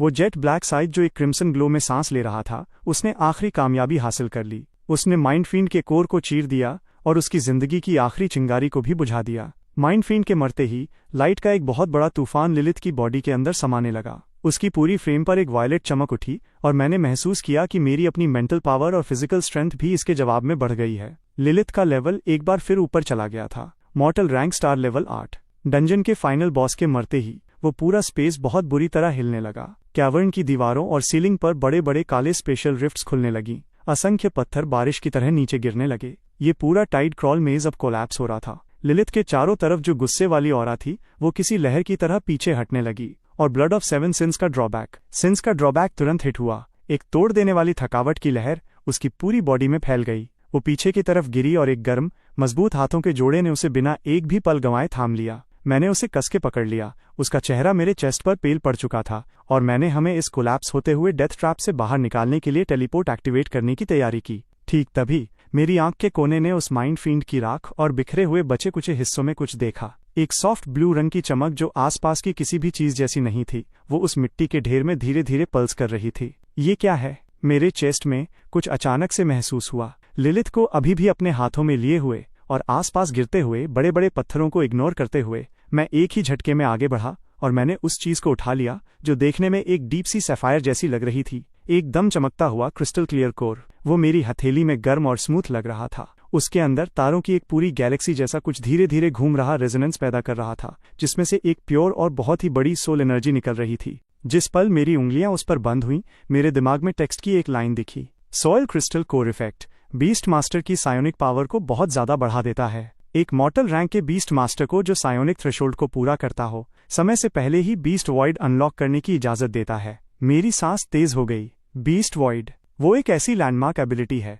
जो आमतौर पर सिर्फ उन बीस्ट मास्टर्स के लिए रिजर्व्ड होती है जो स्पिरिट रैंक पर एडवांस कर चुके हैं। वो उस टीयर की सबसे बड़ी पहचान वाली पावर है, अपने अंदर ही एक इंडिपेंडेंट डायमेंशनल स्पेस खोलने की क्षमता। इसमें ना सिर्फ एक बाउंड बीस्ट बहुत ही तेज स्पीड से रेस्ट और रिकवर कर सकता है, बल्कि ये एक पर्सनल स्टोरेज की तरह भी काम करता है, जिसके असंख्य फायदे हैं। एक मॉर्टल रैंक के बीस्ट मास्टर के लिए इस छोटे से क्रिस्टल कोर की कीमत लगभग अनमोल थी। ये एक ऐसी अनबिलीवेबल विंडफॉल थी जिसके बारे में कोई सोच भी नहीं सकता था। बूम! एक कई मीटर चौड़ा बड़ा पत्थर ऊपर से नीचे गिरा। अब सोचने का टाइम नहीं था। मैंने लिलिथ को अपने और पास खींचा, उस सोल क्रिस्टल कोर को अपनी मुट्ठी में पूरी जान से पकड़ा और दिमाग में टेलीपोर्ट का कमांड दिया। जब मैंने अपनी आंखें दोबारा खोलीं, हम वापस टाइड क्रॉल मेज के एंट्रेंस पर थे। दर्जनों रेस्क्यू पर्सनल और वाइट प्रोटेक्टिव गियर पहने लोग तुरंत हमारे चारों तरफ जमा हो गए। ब्राइट स्कैनिंग बीम्स हमारी बॉडीज पर घूमने लगीं। पोर्टेबल वाइटल साइन मॉनिटर्स से सॉफ्ट बीपिंग की आवाजें आ रही थीं और उनके स्क्रीन्स पर डेटा बहुत तेजी से चल रहा था।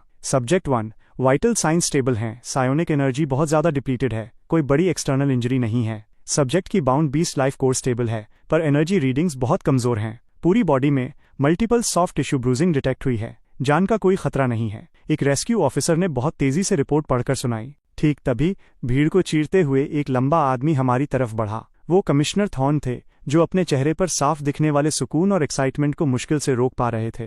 तुम सही सलामत वापस आ गए। मैंने लिलिथ को पकड़ा और अपने पीछे देखा। वो काला केव एंट्रेंस पूरी तरह गायब हो चुका था। उस जगह पर अब सिर्फ एक स्मूथ रॉक फेस बची थी। वो पहले ही सील हो चुका है। मेरी आवाज थोड़ी भारी और सूखी हुई निकली। कमिश्नर थॉर्न ने मजबूती से सिर हिलाया। हमारी रीडिंग्स के मुताबिक ये अनस्टेबल नया बना डंजन पूरी तरह क्लोज हो चुका है। कुछ ही समय में यहाँ एक बिल्कुल नया स्टेबल रेल्म बन जाएगा। मैं पूरे लिनवान सिटी की तरफ से हमारा सबसे गहरा शुक्रिया अदा करना चाहता हूँ, जो तुमने और तुम्हारी बाउंड बीस्ट ने कर दिखाया है। आसपास खड़ी सिटी गार्ड रेस्क्यू टीम मुझे बड़े ही सम्मान और क्यूरियोसिटी के मिक्स एक्सप्रेशन के साथ देख रही थी। कमिश्नर थॉर्न ने आगे कहा, मैं जानता हूँ तुम थक चुके हो, पर हमें अंदर क्या हुआ था उसकी एक छोटी सी डिटेल चाहिए होगी, खासकर फाइनल बॉस के बारे में। वो इन्फॉर्मेशन बहुत वैल्यूएबल है। मैंने लिलिथ को पकड़ा और एक छोटी सी क्लिप समरी सुनाई, पर उन थोड़े से सेंटेंसेस ने ही भीड़ में एक झटका पैदा कर दिया। 2 लोग अकेले सैकड़ों क्रिएचर्स के होड़ के खिलाफ खड़े थे और उन्होंने उस पूरी आर्मी को ही उनके खिलाफ कर दिया। हर एक आंख मेरे हाथों में सो रही उस कमजोर दिखने वाली विच पर टिक गई, जो सम्मान और आदर से भरी थी। यहाँ तक कि कमिश्नर थॉर्न भी अपनी सांस रोकने से खुद को नहीं रोक पाए। तो ये होती है एक लेजेंडरी ग्रेट बाउंड बीस्ट की पावर। सच में समझ के बिल्कुल बाहर है। और फिर ये यंग मैन है जो ऐसी सिचुएशन का सामना कर रहा था जहां से निकलने का कोई रास्ता नहीं था, फिर भी वो इतना काम था कि दुश्मन की वीकनेस को पढ़ सके और अपने बाउंड बीस्ट के साथ परफेक्ट सिंक में काम कर सके।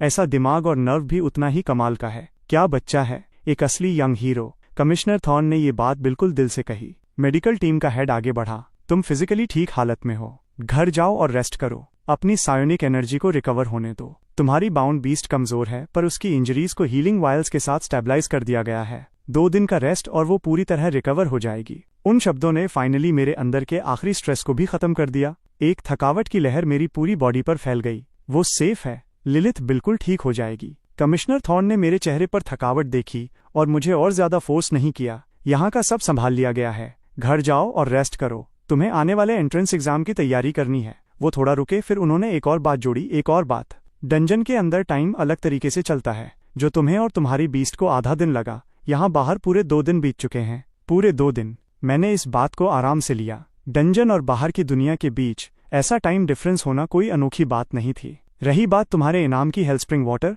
मैं जल्द ही किसी से उसे पर्सनली तुम्हारे घर डिलीवर करवा दूंगा। कमिश्नर थॉर्न ने अपना वादा दिया। थैंक यू कमिश्नर, मैंने सिर हिलाया। मैं घर जाने के लिए तैयार था। इस जगह पर बहुत सारी आंखें थीं। ये ऐसी जगह नहीं थी जहां मुझे ज्यादा देर रुकना चाहिए। मुझे जितना जल्दी हो सके और बिल्कुल सेफ्टी के साथ वापस जाना था और उस सॉइल क्रिस्टल कोर को एब्जॉर्ब करना था। ऐसा खजाना सिर्फ तभी सच में आपका होता है जब वो आपकी अपनी स्ट्रेंथ का हिस्सा बन जाए। अपने अपार्टमेंट में वापस आकर मैंने धीरे से लिलिथ को लिविंग रूम के काउच पर लेटा दिया और उस पर एक पतली ब्लैंकेट डाल दी। लगातार 2 दिन तक कॉम्बैट में मैक्सिमम कॉन्सेंट्रेशन रखने के बाद जिस पल मैंने फाइनली अपनी गार्ड डाउन की, मेरे पास फ्रेश होने तक की एनर्जी नहीं बची थी। मैंने लिलिथ से कुछ शब्द कहे, अपने कमरे में लड़खड़ाते हुए गया और एक गहरी नींद में सो गया। अगले दिन सुबह एक अर्जेंट कॉल की रिंग ने मुझे उस गहरी नींद से झटके में जगा दिया। आधा सोया हुआ मैंने अपने बेड साइड टेबल पर रखे कम्युनिकेटर को ढूंढा और एक्सेप्ट का बटन दबाया। एक शार्प, थोड़ी गुस्से वाली लड़की की आवाज तुरंत सुनाई दी। तुम छोटे पंख, तुम पूरे 2 दिन से बिल्कुल गायब हो। तुम्हें कोई अंदाजा भी है मैं कितनी वॉरिड थी? वो रेन थी, इंपीरियल कैपिटल से इतनी दूर से कॉल कर रही थी। मैंने अपनी धुंधली आंखें मली और जल्दी से एक्सप्लेन करने लगा। मैं एक नए डंजन में गया था। वहां का टाइम फ्लो बाहर से काफी अलग है। इस एक्सप्लेनेशन के बाद रेन के चेहरे पर जो थोड़ा गुस्सा था वो थोड़ा कम हो गया और उसकी जगह एक सच्ची चिंता ने ले ली। क्या तुम और लिलिथ ठीक हो? मैं ठीक हूँ, बस बहुत सारी सायोनिक एनर्जी बर्न हो गई है। मैंने खुद को ऊपर खींचा और बेड के हेडबोर्ड से टेक लगाकर बैठ गया, लेकिन लिलिथ को मुझे प्रोटेक्ट करते हुए चोट लग गई। उसने फाइनल बॉस का एक डायरेक्ट स्ट्राइक रोक लिया था। ये शब्द मेरे मुंह से पूरे निकले भी नहीं थे कि बेडसाइड पर अचानक एक फिगर खड़ी हो गई। लिलिथ ने मेरे सामने पानी का एक गर्म कप बढ़ाया। उसके पहले से पेल पड़ चुके चेहरे पर अब थोड़ा रंग वापस आ गया था। स्क्रीन के दूसरी तरफ से रेन ने लिलिथ को देख लिया। उसकी नज़र साफ रूप से नर्म हो गई। लिलिथ, तुमने इस बार बहुत मेहनत की। मेरे इस लापरवाह भाई का ध्यान रखने के लिए थैंक यू। ये तो मेरा फर्ज है, लिलिथ ने एक छोटा और काम बो करते हुए धीरे से कहा।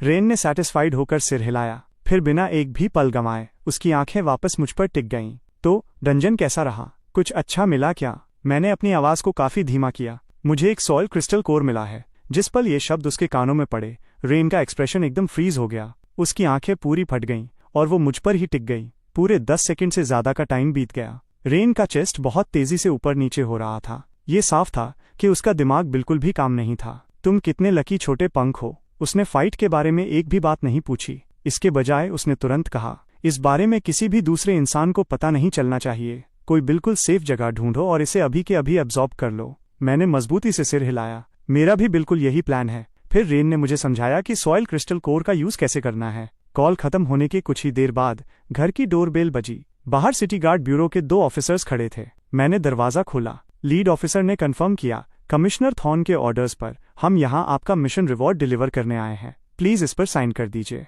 मैंने वो केस लिया, उन्हें थैंक यू कहा और हैंडओवर डॉक्यूमेंट पर साइन कर दिया। दोनों ऑफिसर्स ने सैल्यूट किया और बिना किसी देरी के वहां से चले गए, एकदम क्लीन और प्रोफेशनल। मैंने दरवाजा बंद किया और केस को खोला। एक हड्डी तक कांप देने वाली ठंडी हवा मुझसे टकराई। केस के बिल्कुल सेंटर में एक क्रिस्टल वायल रखा था जो इंक जैसे काले लिक्विड से आधा भरा हुआ था। उसकी सरफेस पर एक हल्की काली धुंध घूमती हुई दिख रही थी। इसे देखकर मेरे चेस्ट में कुछ धीरे से महसूस हुआ। लिलिथ के ग्रेड को एडवांस करने के लिए जो 3 मटेरियल्स चाहिए थे, उनमें से एक फाइनली हमारे पास था। मैंने लिलिथ की तरफ देखा और वो हेल्थस्प्रिंग वाटर उसे संभाल कर रखने के लिए थमा दिया। फिर मैंने एक लंबी गहरी सांस ली और अपनी कमर पर बंधे स्टोरेज पाउच से वो सोल क्रिस्टल कोर बाहर निकाला। पूरी रात रेस्ट करने के बाद मेरी सायोनिक पावर वापस अपने एब्सोल्यूट पीक पर थी। लिलिथ भी अच्छी हालत में थी। जब तक मैं ये करूं, वो मेरे लिए पहरा दे सकती थी। बीस्ट वॉइड को अनलॉक करने का अटेम्प्ट करने के लिए ये बिल्कुल परफेक्ट मोमेंट था। मैं लिविंग रूम के फ्लोर पर पालथी मारकर बैठ गया और उस सॉइल क्रिस्टल कोर को अपनी खुली हथेली पर रख लिया।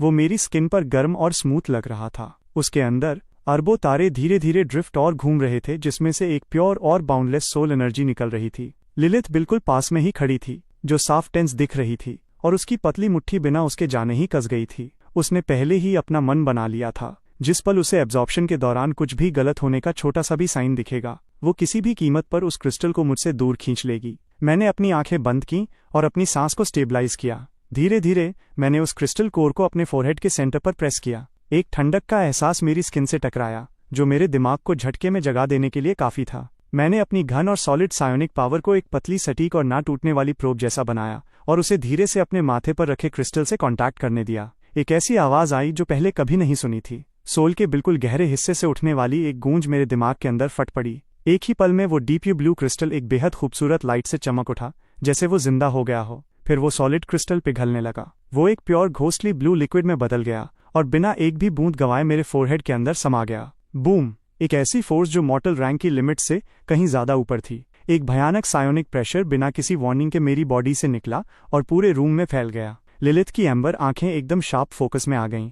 उसकी बॉडी इंस्टिंक्टिवली रिजिड हो गई और वो अपने हाईएस्ट अलर्ट स्टेट में आ गई। वो इसे साफ महसूस कर सकती थी। इस फोर्स का सोर्स और कोई नहीं बल्कि उसके सामने आंखें बंद किए पालथी मारकर बैठा उसका मास्टर था। ये सायोनिक प्रेशर एकदम प्योर और ओवरवेलमिंग था। ये असल में उसकी अपनी नॉर्मल सायोनिक स्ट्रेंथ से भी कहीं ज्यादा था। ये कैसे पॉसिबल है? खुद एक सायोनिक टाइप बाउंड बीस्ट होने के नाते उसकी सायोनिक पावर एक ऐसे लेवल पर थी जहां कोई आम इंसान आसपास भी नहीं भटक सकता था। लेकिन इस वक्त मेरी सायोनिक पावर एक ऐसे तरीके से एक्सप्लोड हो रही थी जो सारे लॉजिक के खिलाफ था। मेरा दिमाग सिर्फ गूंज ही नहीं रहा था, वो एक ऐसी दुनिया बन चुका था जो पूरी तरह उल्टी पुल्टी हो गई थी। वो घोस्टली ब्लू फोर्स जो कभी सॉल क्रिस्टल कोर थी, वो मेरे इनर वर्ल्ड में किसी नदी की तरह बाढ़ तोड़कर अंदर घुस गई। तारों का एक ऐसा तूफान जो वाइल्ड और जिसे रोका न जा सके ऐसा था। वो मुझे चीर रहा थी, स्ट्रेच कर रहा था और एक्सपैंड कर रहा था। मैंने अपने फोकस की एक एक बूंद का यूज करके उसे गाइड किया और उस रॉ वायलेंट सोल एनर्जी को अपने अंदर रास्ता बनाने दिया। लिलिथ पूरे ध्यान से रिजिड होकर देख रही थी। उसका चेहरा बदल रहा था। एक पल में गुस्से से लाल हो जाता तो अगले ही पल डर से पेल पड़ जाता। उसके फोरहेड पर स्वेट की छोटी बूंदें निकल आईं। वो महसूस कर सकती थी कि उसका मास्टर एक ऐसी ट्रांसफॉर्मेशन से गुजर रहा है जो इमेजिनेशन के बाहर है। वो इसमें इंटरफियर नहीं कर सकती थी। वो बस वहां खड़े होकर गार्ड ही कर सकती थी। टाइम का कुछ पता नहीं चला। फिर एक साफ, क्लियर चटकने की आवाज मेरी कॉन्शियसनेस में गूंजी। मेरा इनर वर्ल्ड पूरा खुल गया। मेरे सामने एक बहुत बड़ा, शांत ब्लू वायलेट वॉइड फैला हुआ था। उसके सेंटर में एक चमकता हुआ चांद तैर रहा था, जिसमें से एक नर्म सिल्वर चमक निकल रही थी। वो चांद मेरे सोल का कोर था। ये मेरा बीस्ट वॉइड था। मैं इसे एकदम साफ महसूस कर सकता था। मेरी सायोनिक सीलिंग कम से कम 10 गुना बढ़ चुकी थी और इससे भी ज्यादा लिलिथ और मेरे बीच का जो कॉन्ट्रैक्ट लिंक था वो इस स्पेस के अंदर असंख्य गुना एम्पलीफाई हो गया था। मैं इस वक्त लिलिथ की हार्टबीट तक को सुन सकता था, इतना साफ जैसे वो मेरी अपनी हो। उस चिंता के नीचे, उस टेंशन के नीचे जो सबसे गहरा दफन था वो था प्यार। वापस लिविंग रूम में वो साइनिक प्रेशर का तूफान जो मुझसे निकला था वो किसी लहर की तरह पीछे हट गया और पूरी तरह मेरी बॉडी के अंदर वापस चला गया। मेरी बंद आंखें धीरे से खुलीं। उन डार्क प्यूपिल्स के बिल्कुल अंदर एक गैलेक्सी जैसा कुछ घूम रहा था। लिलिथ दौड़कर मेरे पास आई। उसकी आंखें बहुत तेजी से मुझे स्कैन कर रही थीं, ये चेक करते हुए कि मैं ठीक हूं या नहीं। मैंने चिंता से भरे उसके चेहरे को देखा और कुछ नहीं कहा। मैंने बस अपना हाथ आगे बढ़ाया और उसके चीक को धीरे से खींच दिया। चिंता मत करो, मैंने कर दिखाया।